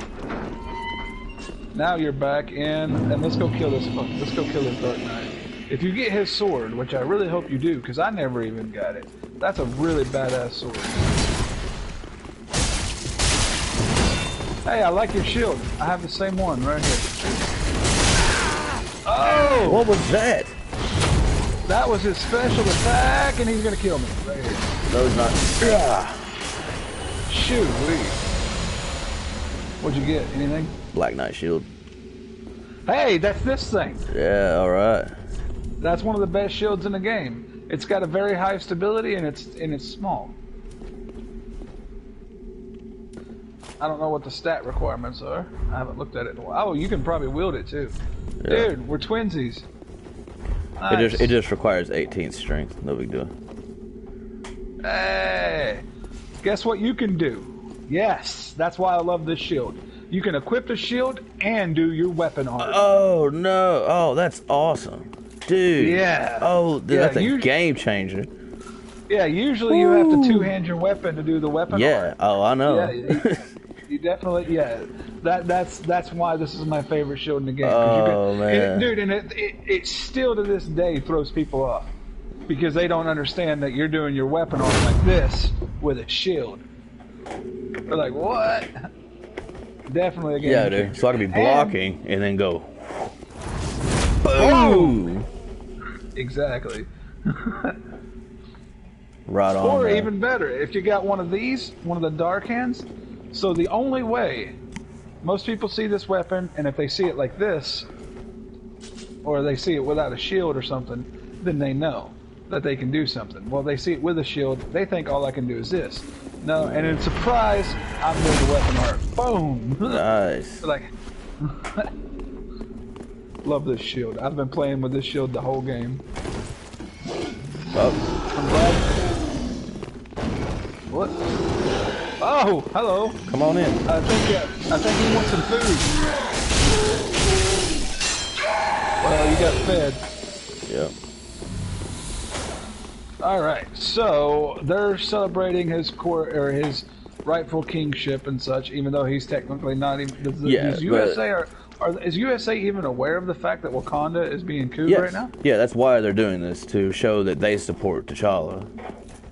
Oh, okay. You know, because gotcha. anytime there's a coup, you know, the United Nations gets involved and all this, you know, and America is showing that we support T'Challa as the rightful monarch, not this other guy.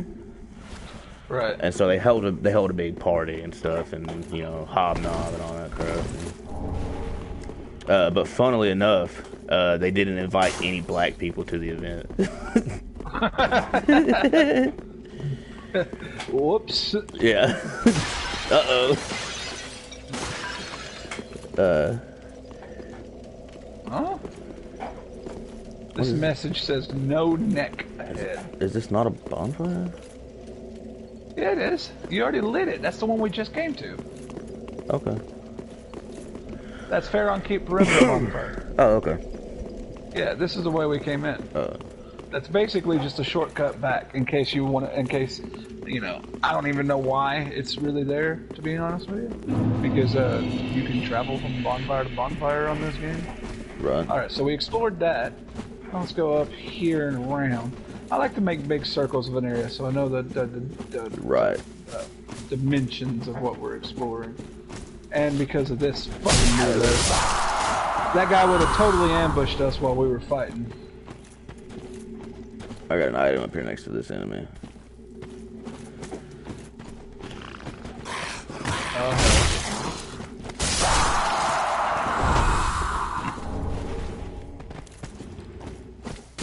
Whoa! Whoa! Kill each the other other. guys. Hey, alright. Yeah, you see how fast they move, dude? Yeah. Hey, fuck it. Let them kill each other. Right. I don't even care. Alright. Now it's gang let's go biscuit. kill. Come on. Oh, I've got his armor set, by the way. I farmed it. I told you, shield up with these guys. They're too quick for you. Okay. Well, for anyone, really. Dude, Oh, hell. I'm good. I'm good.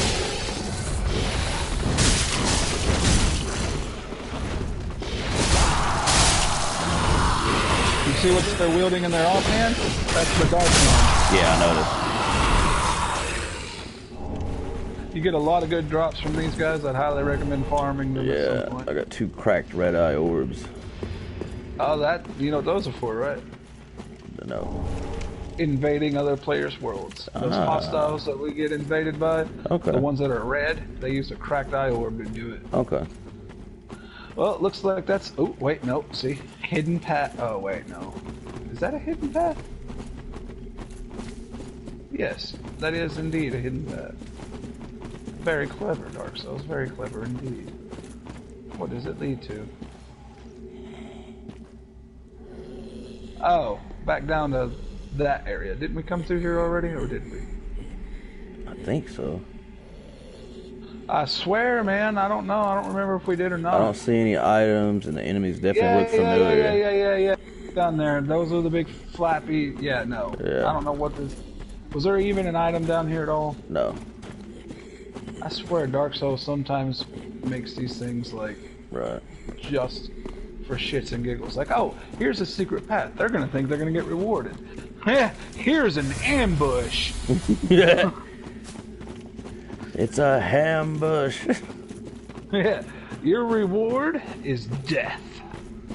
Your vigilance is death.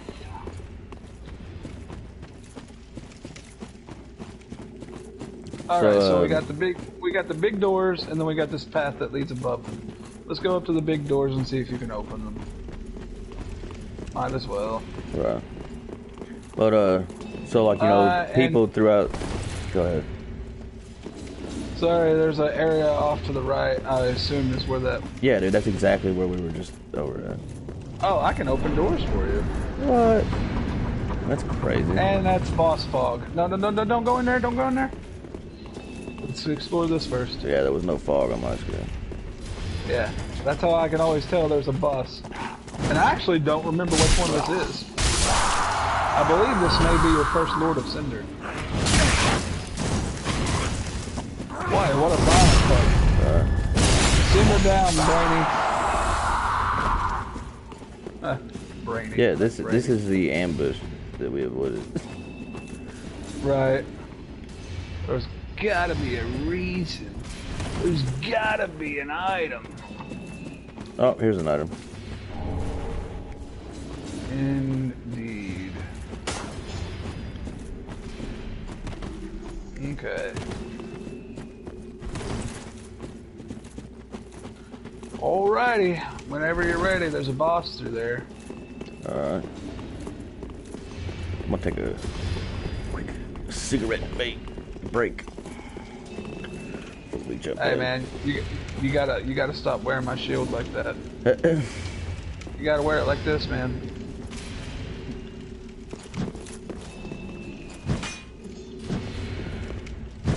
Don't smoke, kids. Otherwise, your lungs are gonna sound like crack, snap, crackle, pop. Only adults are allowed to be stupid.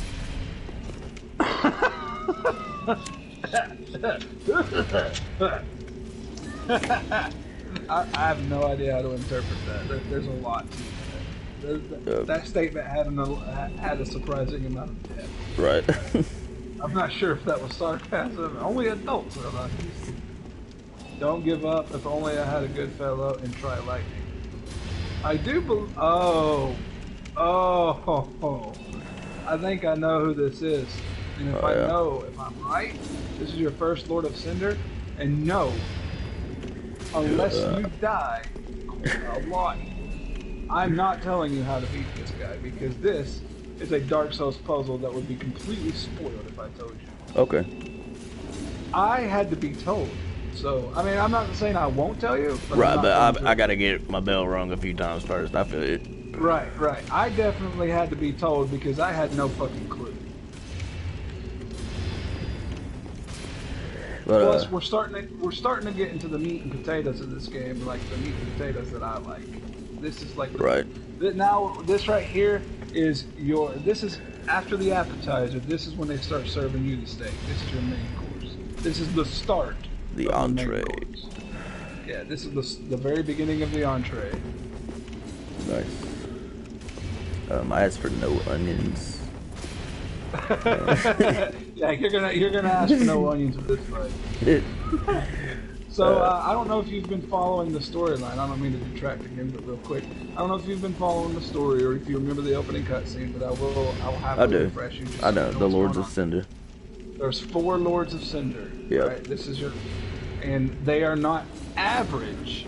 Like, we've been fighting just random ass monsters like the Cursed Great, Rockwood, whatever. Right. This guy is a Lord of Cinder, so they first are the main real boss. Yeah. First real boss. So actually, hold on. I'm sorry, man. This is not the fight I'm thinking it is. Dude. But it is still. It's either one of the two. It is a Lord of Cinder. It's one of the two. If it's the one I thought it was to begin with, it's gonna suck for you. If it's the one I think it is now, it's not that bad. But it is still a Lord of Cinder fight. Okay. I'm pretty sure this is not the one I thought it was to begin with. This one is the easier. I say that. It's not easy. This is what the easier. Right. I cannot wait. There's 3 bosses on this game that I cannot wait to watch you fight. And there's 3 bosses on this game that I will only help once you've gotten your bell rung, as you said. Okay. As a matter of fact, those 3 bosses I probably won't even attack. I'll just be there for moral support. That's cool. Because you got to get that you got to get that Dark Souls experience, bro. I feel you. I get it.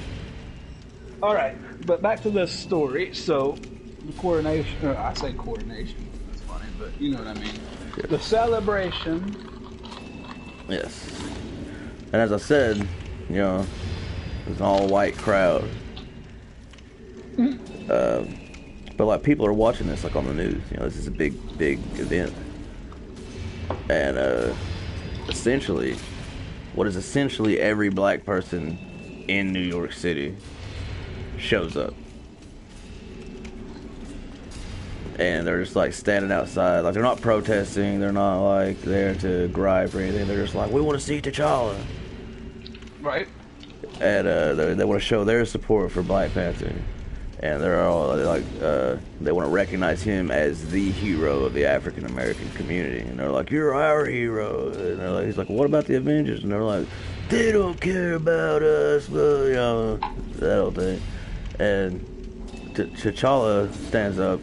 He basically like climbs up on the roof and just addresses everyone. And he denounces the idea that anything he does is race related. And he advocates, we just got invaded. Invaded by Dark Spirit helped me. But he advocates people caring about fellow man regardless of race. And is he here? Is he here? He's here somewhere, I don't know where, but we've been invaded. Okay. He advocates what now? Caring about your fellow man regardless of race. Ooh, what was that? He's sniping with a bow. Wow, I don't even see him. Yeah.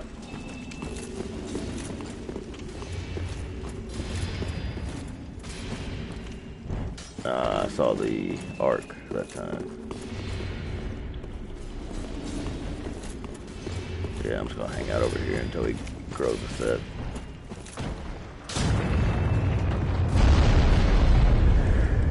Let me just, are you familiar with the character Kraven the Hunter? No, not at all. Wow, really? Okay. That's one of the more famous Spider-Man villains. Kramen out. The Hunter. Kraven. Kraven. Kraven the Hunter. He's basically a hunter. And he likes to hunt. Like, he's hunted every animal on the planet, and so for a challenge, he likes to hunt superheroes.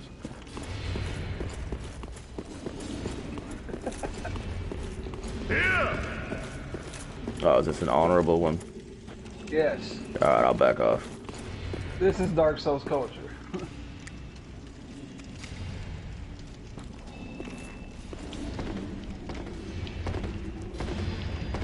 Where'd he go? Ah, there he is. You gonna fight him? Oh, he goes invisible. That's cool.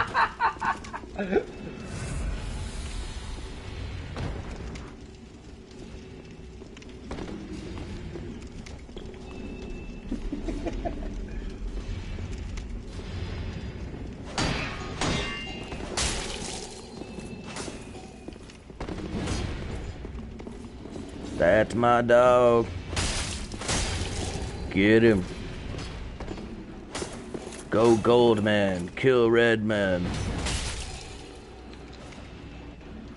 I don't know. This guy's really good, actually.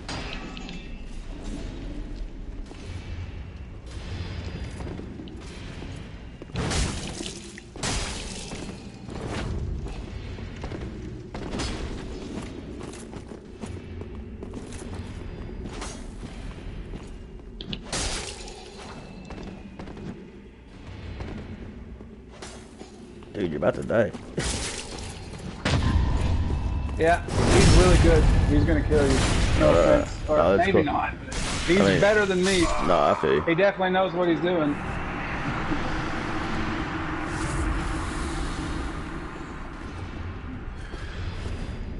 Yeah, this is more of the Dark Souls culture I'm used to.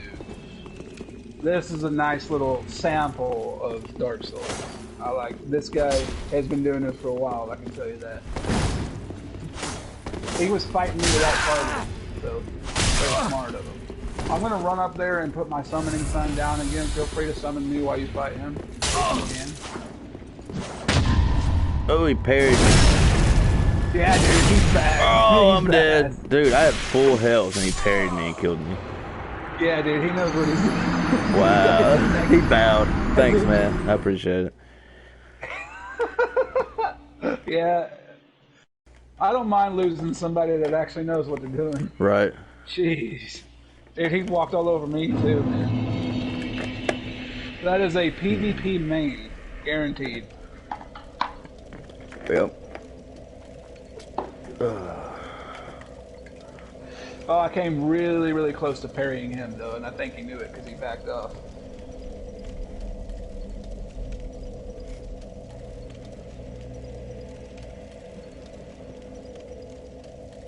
Why didn't I pull out my... You know what, dude? I didn't even pull out anything I should have. I had other weapons I could have used. I got flustered on that one. That's cool. So, Alright, summon sign is back down. are you at the bonfire? Yes. Yep. Which one? The perimeter?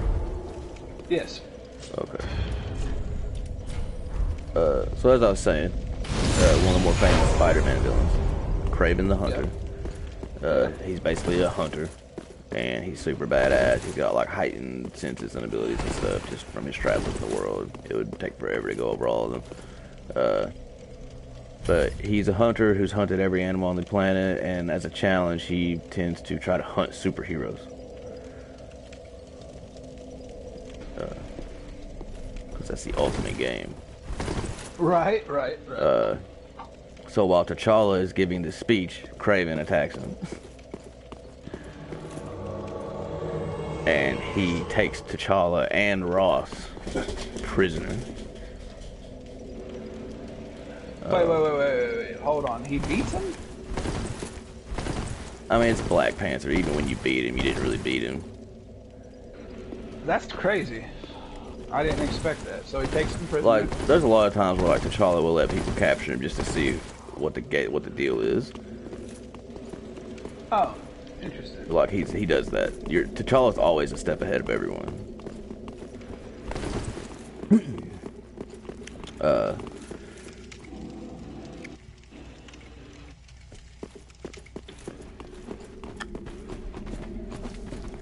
But yeah, he captures both T'Challa and Ross.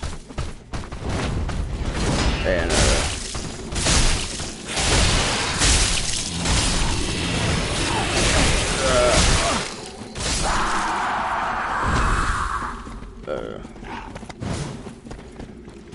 also Ross's girlfriend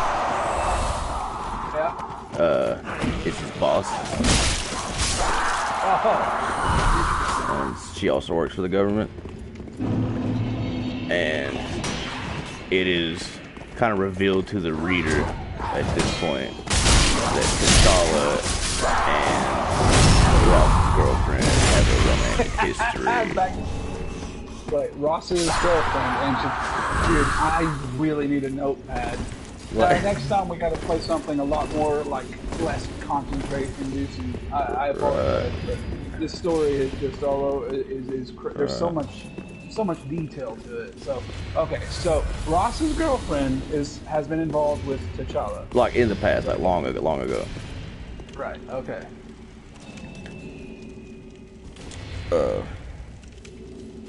So as I said, they were captured. And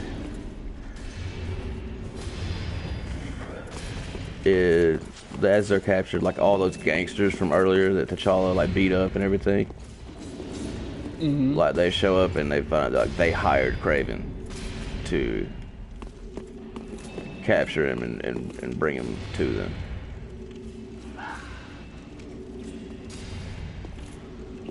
Alright.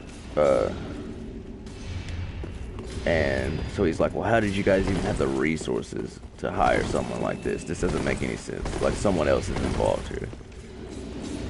And, the White Wolf gave them the means to hire Kraven. Because he keeps popping in and doing crazy shit. And why would he do that? Basically, it's all an attempt to just show T'Challa how badass he is, so that T'Challa will hire him. Oh, okay. Like he just keeps doing that. Like, he just won't quit. And but they escape. You know, they're like, we're getting out of here. Hell with this. I don't want to be prisoner anymore. I'm done. Okay. And T'Challa gives Ross to Zuri. And it's like, hey, you know, you and the Dora Milaje, keep him safe. Take care of these gangsters. I'm going after Kraven. So T'Challa and Kraven get into this huge brawl, like in the middle of a New York City street, and T'Challa pretty much just like slices him up to ribbons. Like, oh man, just.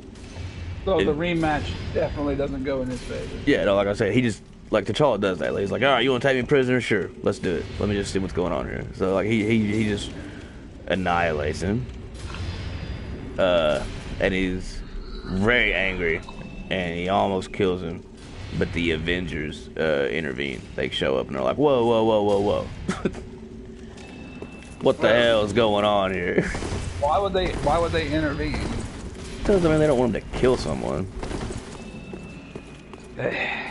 I mean, the Avengers kill people, don't get me wrong. But only when they know why. Like, if anyone else is doing it, the Avengers are like, hey! That's just who they are. That's what they've always done. If you're an Avenger, you know, raise hell. But so in this scene, you got a lot of stuff going on. You got like all the black people, you know, out there. They're like, "What the hell's going on?" Blah, blah, blah. So the Avengers are there. The mayor calls in the riot police to stand against the crowd, even though they're not even protesting. They're just standing around. Right. And T'Challa has Captain America speak to the crowd in his place. And he takes off because, see, T'Challa has, where he's a king, he has his own, Wakanda has their own satellites in space. Right. And he has like this feed that he can access at any time, and his satellite feed has shown that there's a sniper in the area. Oh. And so he has So what, he has Captain America do it instead? Like, hey, he can take a shot. Pretty much. Well, it's like, if Captain America does it, I can find the sniper. Okay. He locates the sniper and jumps down, whoop-pow, you know, kicks him, like, what's up? And when he grabs him, the rifle fires and the shot hits Thor in the forehead. Oh, that's the picture. I remember that. Yeah. Okay. Oh. A headshot. Yeah. It doesn't kill him. Obviously, it's Thor. Right. It breaks the skin, but just ricochets off of his skull because he's Asgardian. At least it broke the skin. Yeah, and like it does like knock him unconscious for like 2.5 minutes. Like very temporarily, like stuns him a little bit. He's like, whoa. Yeah, that hurts. So these are human weapons, huh? Right. And so like he grabs the sniper, and the sniper is like covered in like this duct tape. Their mouth is covered. There's C4 jacket on them. Oh hell! And it's Monica. It's his ex-fiance. It's.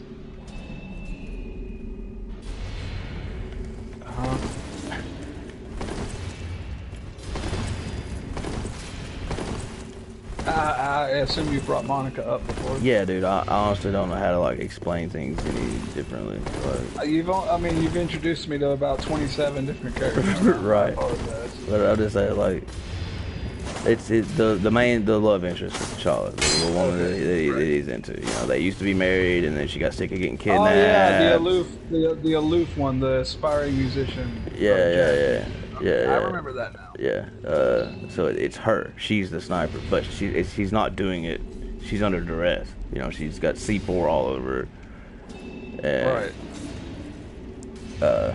And there's like a monitor on her chest. It's like a little screen. And it turns on, and it's Ashivi, the guy who led the coup. Right. Wow. Okay, this guy seems to be very resourceful. Yeah, he definitely is. And he was like, I orchestrated this entire thing again, and it is an attempt to assassinate you, but you know, you beat me. He goes, but also what you don't know is that there's someone in the crowd who's unknowingly carrying an explosive that could level 10 city blocks. Oh, man. Damn. Yeah. And so T'Challa tells the Avengers, hey, we got a fucking problem. Yeah, we gotta roll. we got a problem here, man. So Iron Man and the Vision use their tech to like purge the entire area of all like radio frequencies and police frequencies of any and all light, sound, and radio, like any type of frequencies at all.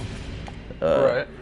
Okay, so that Firestar, to go with the microwave powers, can locate the device because the explosive is somehow microwave related in nature. So like she can detect it. Right. So So they get rid of the interference so she can detect it faster or easier. Yes. Right. So she finds it. She's like, it's that guy, and it's just some guy running through the street because a sniper rifle was just fired, and Right. and so Wonder Man grabs the guy and flies him away, so that crowd, flies him away from the crowd so that no one gets killed. And then T'Challa defuses the bomb. What bomb? The explosive device. On his girlfriend or on the guy? On the guy. Okay, I was just wondering because you said he flew him up, so I didn't know that the Black Panther had followed. I figured he was still with his girlfriend. Well, he's been on the rooftops this whole time. The sniper was on the roof. Okay. Yeah. Gotcha. So, and at this point, he defuses the explosive device, and he's working on defusing the C4 on Monica as well. And Achibi's talking to him the entire time through that screen. And T'Challa, the Avengers overhear T'Challa telling Achibi that he only ever joined the Avengers in the first place to spy on them.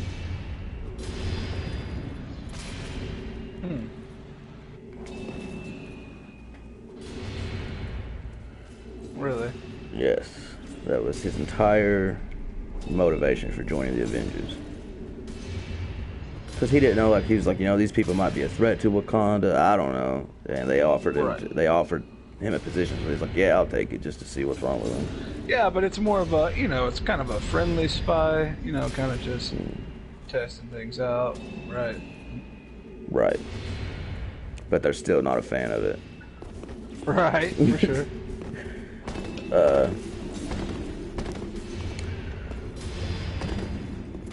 Okay, so that whole situation gets diffused. And Wakanda,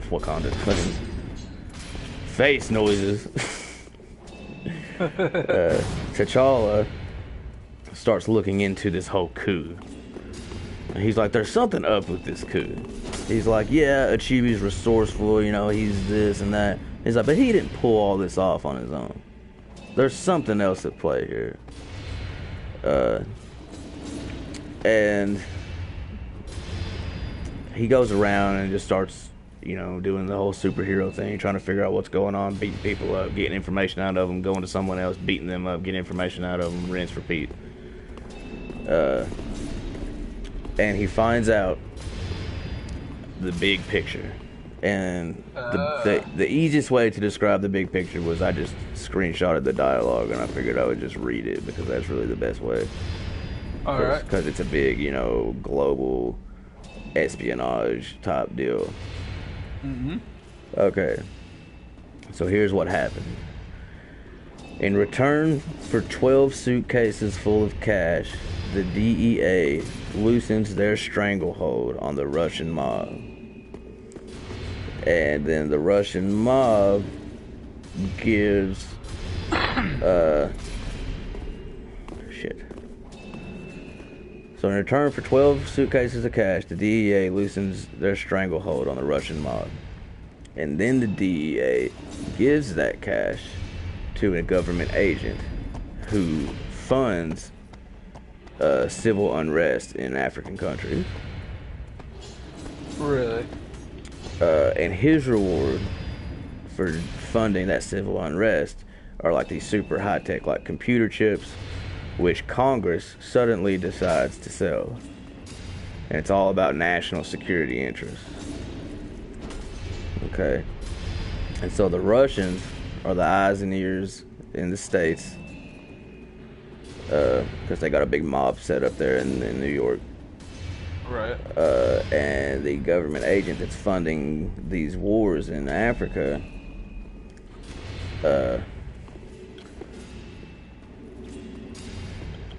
he's basically doing all this for money and because the government told him to, national security, blah blah blah. The old "do it for your country, pal." Right.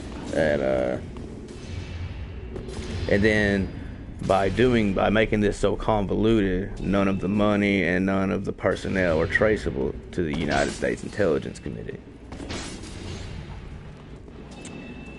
And the Russians helped Achibi frame the Tomorrow Fund scandal, luring T'Challa out of Wakanda and therefore ensuring that the coup is successful. And now, So the Russians are basically behind it. yeah, it's like it's the Russian mob, the United States government, and Chibi all in cahoots with each other. And by doing all this, they now have control over the most technologically advanced nation in the world, Wakanda. Right. Damn. So, yes. So T'Challa goes to Captain America, confronts him. Hey, your country is fucking with my program here, pal. Right. And Captain America's like, if these things are true, I'll lead the charge in taking them down. But I'm gonna need some proof. And T'Challa's like, dude, if I could prove this, I'd be dead. But the Avengers are like, they're like gung-ho. They're like, we can't stand for this. If this is going on, we're gonna help. Hey, we just got invaded. Dude, seriously? Yeah. It's all good. At least he's charging. Let's just kick his ass.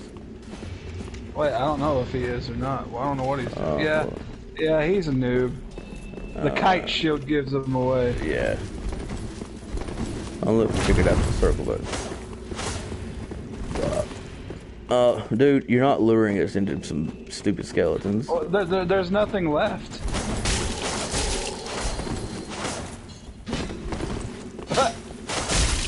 Dude, we're ganking this dude. Oh my god. Oh. See you later, Robin Hood. He gave up. Yeah. There at the end, he was just standing there. Right. Yeah, that guy was newer.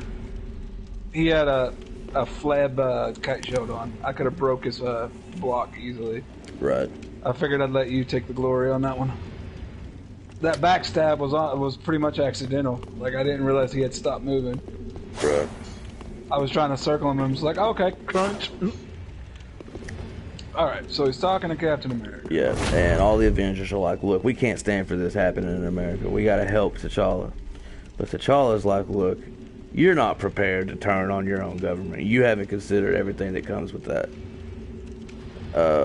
So he declines their help.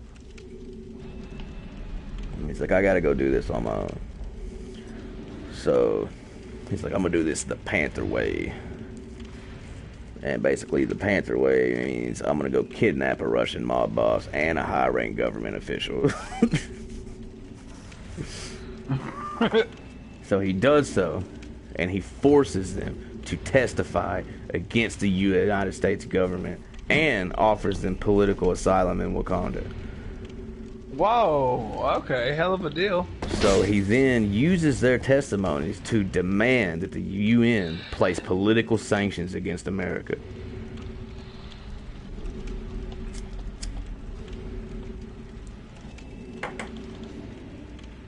Political sanctions against America for Wakanda. Yes. He's like, America has funded and orchestrated a coup against my sovereign nation. As a member of the United Nations, I demand political sanction against them.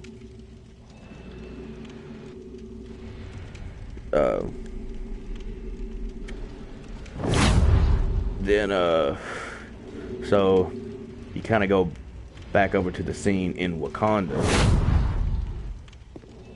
And, you know, like Chibi and Ramonda are like sharing power at this point.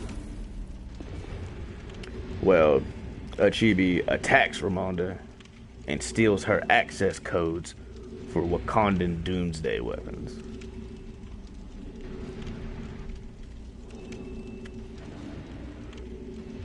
Really? Yes. And basically, the quote doomsday weapons are like these giant mechanical panthers that have like all types of like guns and missiles and shit on them. Okay. So once again, T'Challa's like, we got a fucking problem. Like his whole life, for like up to this point, like every 5 seconds, he's like, oh my god, there's another major problem. Yeah, and the intrigue in this is just, there's so much going on here.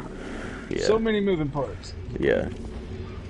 I feel sorry for him, man. What the hell do you do in this situation? Right. So, T'Challa, Ross, the Dora Milaje girls, Zuri, Monica, and Sergeant Torque are all kind of like hanging out, just talking about what's going on. You know, and they're attacked by the Russian mob. Dude, I swear, like, part of like telling this story, I feel like, did you ever see that episode of Family Guy where they fake Quagmire's death? Actually, no, I don't think I've seen that one. Yeah, like Quagmire gets married and he wants to get out of it, so like they fake his death and like they show her this VHS tape, and he's like, and then a ninja attacks. He's like, and then a T-Rex appears. Like that's really what this seems like. It's like the White Wolf attacks, and then you take a drink of your water, and the Craven attacks. And now it's the Russian mob. Dude. But like basically, like since you know this all happened, he put all these, demanded all these sanctions. The U.S. government gets with the Russian mob. And they're like, go take him out. We're sick of this. Kill him. Kill them all. So the Russian mob attacks them under orders of the it's of a faction of the United States government. It's not like the president and Congress. It's right. So now that the shit has thoroughly coated the fan, T'Challa hires and reinstates the White Wolf and the Wakandan secret police to help them escape. So they T'Challa actually hires the Yes. The secret police back. So he finally gives in. Yes. And so they all hop in this like this vibranium armored limo and haul ass to the East River. It's just a big like car chase. They're all shooting guns at each other, and they get to the East River, where T'Challa has hidden a warship this whole time with 150 soldiers on board. Damn, dude. Is it a T-Rex attack?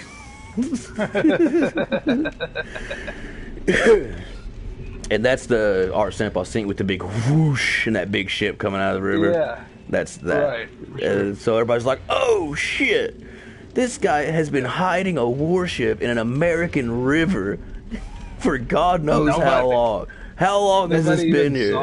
How long have these soldiers been here just waiting on you to give the word? Days? Years? Like how long? So they all jump into the ship.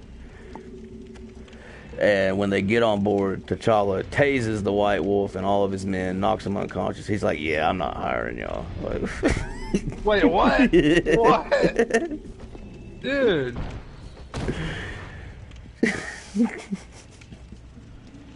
Dude. What the hell? It's a quadruple cross. Oh, next time give me a warning, man. I need some Excedrin and an energy drink for this shit. Good God.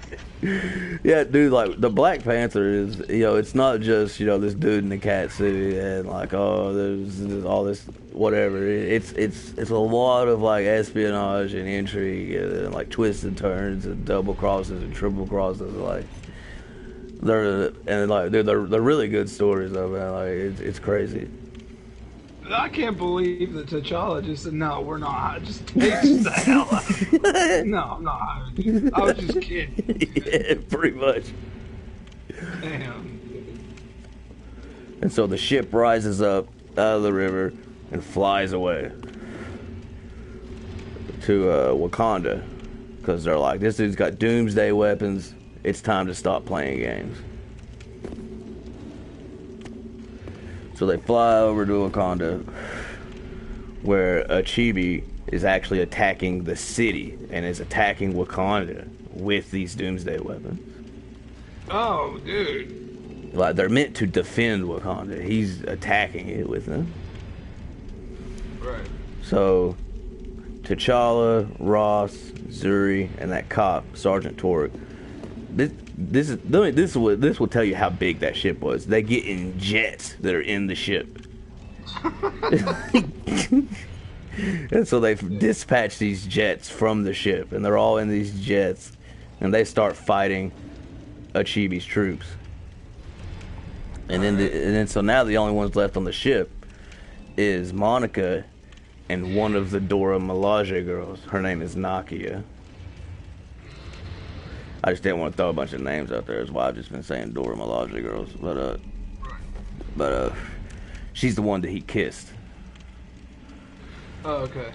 But see, since then, she's been all like, oh, the king loves me. He kissed me. Oh, hell. I'm going to be the wife, you know, and she's like crazy over this. But he loves Monica. And now that they're alone, Nakia just jettisons Monica from the ship. Fucking ejecto-cedo, cuz. You're out. You're out. Because she's jealous. Ejecto-cedo, cuz. And when she lands, she runs to T'Challa. She's like, Monica was shot by Achibi's people. And T'Challa immediately calls her a liar and insists that she will answer for whatever's going on after this is all over. So T'Challa and friends, all the group, they storm the palace, and Achibi is held up in a room in the palace, and he's just got bombs everywhere. And he's like, if you don't surrender to me right now, I'm blowing this whole place to smithereens. Right. So T'Challa and Ross surrender to prevent him from detonating the bombs. And he escapes. He takes off. And while they're there, T'Challa discovers that each of the bombs is on its own separate timer. Oh. So the explosions will be staggered, not all at once. Right. So then the White Wolf wakes up, and he storms the palace, and he's like, what the fuck? And then a T-Rex. And an evil pots and pans robot.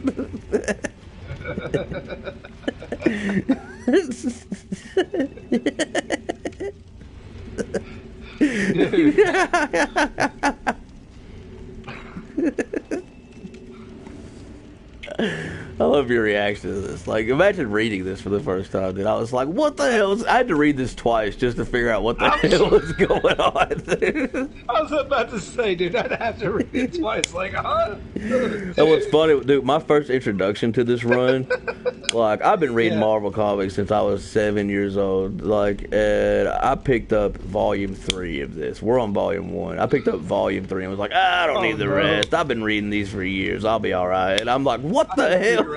Context clue. I was so lost. I was like, I feel like I'm just reading a list of words at this point. Like, I know some of these words.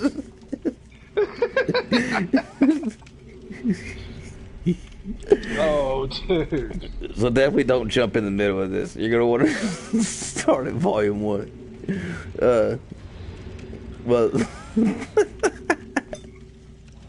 So the White Wolf and T'Challa start fighting each other in the palace because he's so pissed that T'Challa like tased him, and it was like, I'm not hiring y'all. Yeah, dude, jumping into volume 3 is like buying a or like handing somebody a box of pasta and telling them to make a pizza. Like, where's the rest?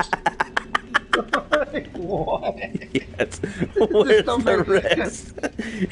This don't make no sense. It's like Joe Rogan. It's like Joe Rogan said, I'm gonna drop you off in the woods with nothing but a hatchet. How long until you can send me an email? Oh, dude, that's so good. I get it now. I didn't even hear that last time, but now that I heard it, it's like, how long until you can send me an email? Dude. But so they're fighting in the palace, and one by one the bombs are exploding. Like they're like rolling around on the floor. You know, Wait, like, so T'Challa and Cute Guy do what? T'Challa and the Q guy, the Q guy. What's his name? Good God, I suck with names. It's the White Wolf. Oh, White Wolf is fighting T'Challa. Yeah, because he's pissed because T'Challa tased him. Right? Okay, all right, I got you. You know, so like he wakes up and he storms the palace. He's like, "What the hell?" And Yeah. so he's actually him. fighting T'Challa. Yeah, so they're like Right. fighting for real now. And while they're fighting, these bombs are blowing up all around them one by one. And like as they fight, and T'Challa tells Ross, "Dude, get out of here. You gotta go. You're just some dude. I'm T'Challa. You gotta leave." And Right. This is going to kill you. Yes. This is going to like just bruise me. Yeah. You will die. he's like, "You go outside and you help the rest. You help everyone else with the fighting." And so like while they're all fighting outside, there's a huge explosion, like bigger than all the rest, just boom! And Ross is like, "Oh shit!" So he runs back in to help T'Challa. And after he goes in, the whole palace just falls down into rubble. Oh, great. Well, he's dead. No, Right. Probably not. But seeing that, that would have been my statement. Yeah, he's dead. And also, like when they go back out, for some reason, Captain America's there helping everybody fight. What the? And Where this the is, hell did he come from? and see, this is one of those moments. Is this Captain America, or is this a Skrull? Right. Or was the Captain America in America Captain America, or was he a Skrull? Yeah, where did he come from, man? Right. No one knows. Okay. That's what I'm saying. Like the whole Okay. the whole scroll thing, they don't give you like information. You just have to figure it out. It's like Dark Souls. Like you don't get help. Like you just gotta go. You just gotta go. Wait a minute. Right. So Captain America. I don't even know. No one knows if this is the real one. I don't have a clue. But I just know like through all of these stories, dude. This guy. Oh, this guy again. It's the same one. This is the one that All killed right, us. I want a rematch. I definitely want a rematch. Alright. I got this big arrow in my back.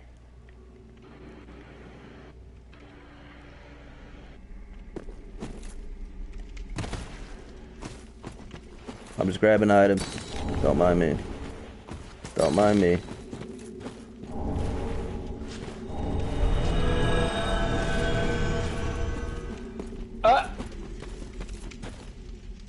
Why did he return home? I guess because he saw it was us.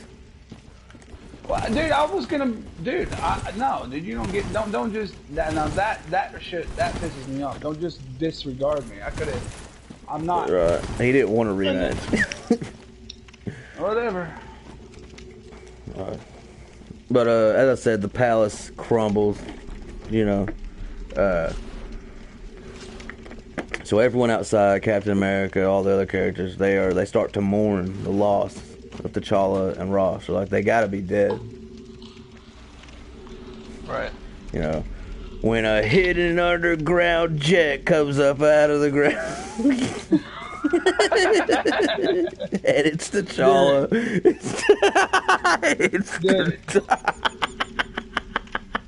Here's the next plot twist. T'Challa orchestrated all of this. Swear. And it's so T'Challa and Ross are safe. They jumped in the jet while they was in the palace.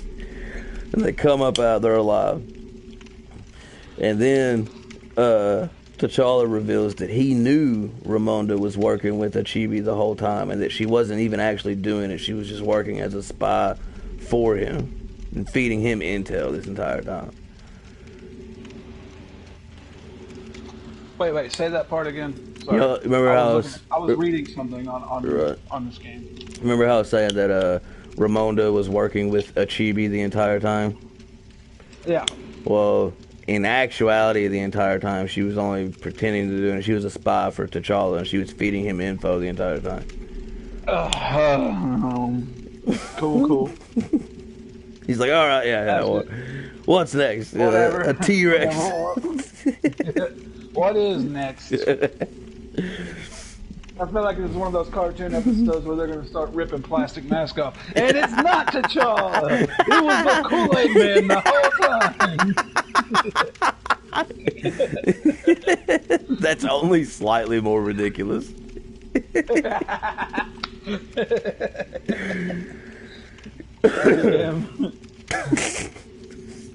So... It's like a bad episode of Scooby-Doo, man. Dude, this will be the best episode of Scooby-Doo ever. That's what I meant. I didn't mean to say bad. I figured I'd make my point. Right. So, like, everything's calmed down now. They won the battle. T'Challa's king again. Okay, alright. And so he goes to Nakia, the one that shot Monica out of the ship. And he okay, alright. And the girl he kissed. Yep, and he confronts her about what happened. And he strips her of her title of Dora Milaje.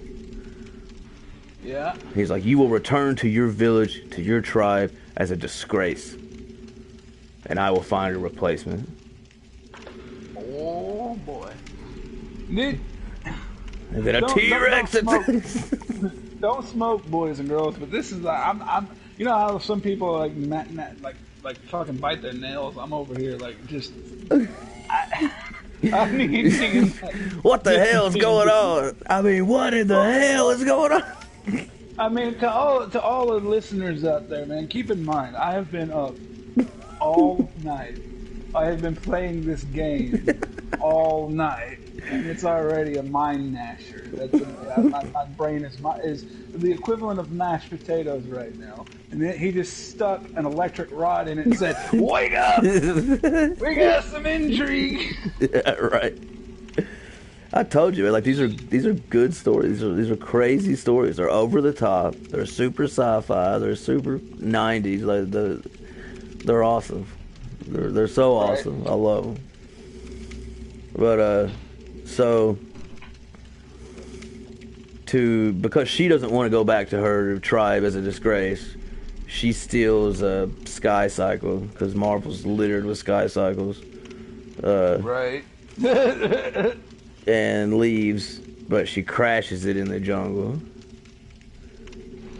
No one knows if she lived.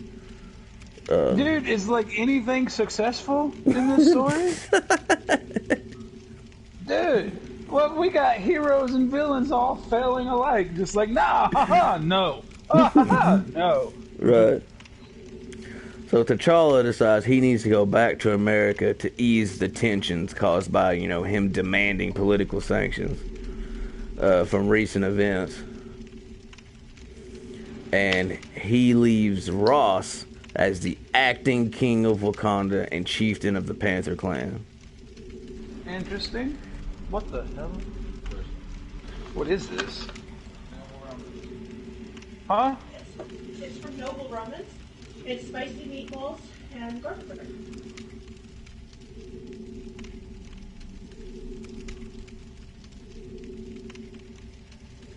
Is this safe for human consumption? Yes. No. Noble Ramen is good. Okay, is there a fork? You gotta eat it with your sorry, feet, as is the custom. I don't mean to.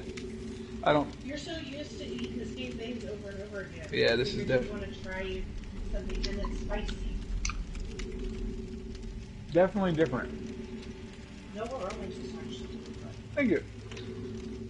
All right. Enjoy.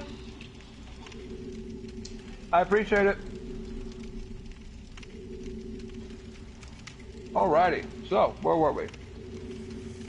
T'Challa goes back to America to help relieve the tensions, and leaves Ross as acting king of Wakanda and chieftain of the Panther clan.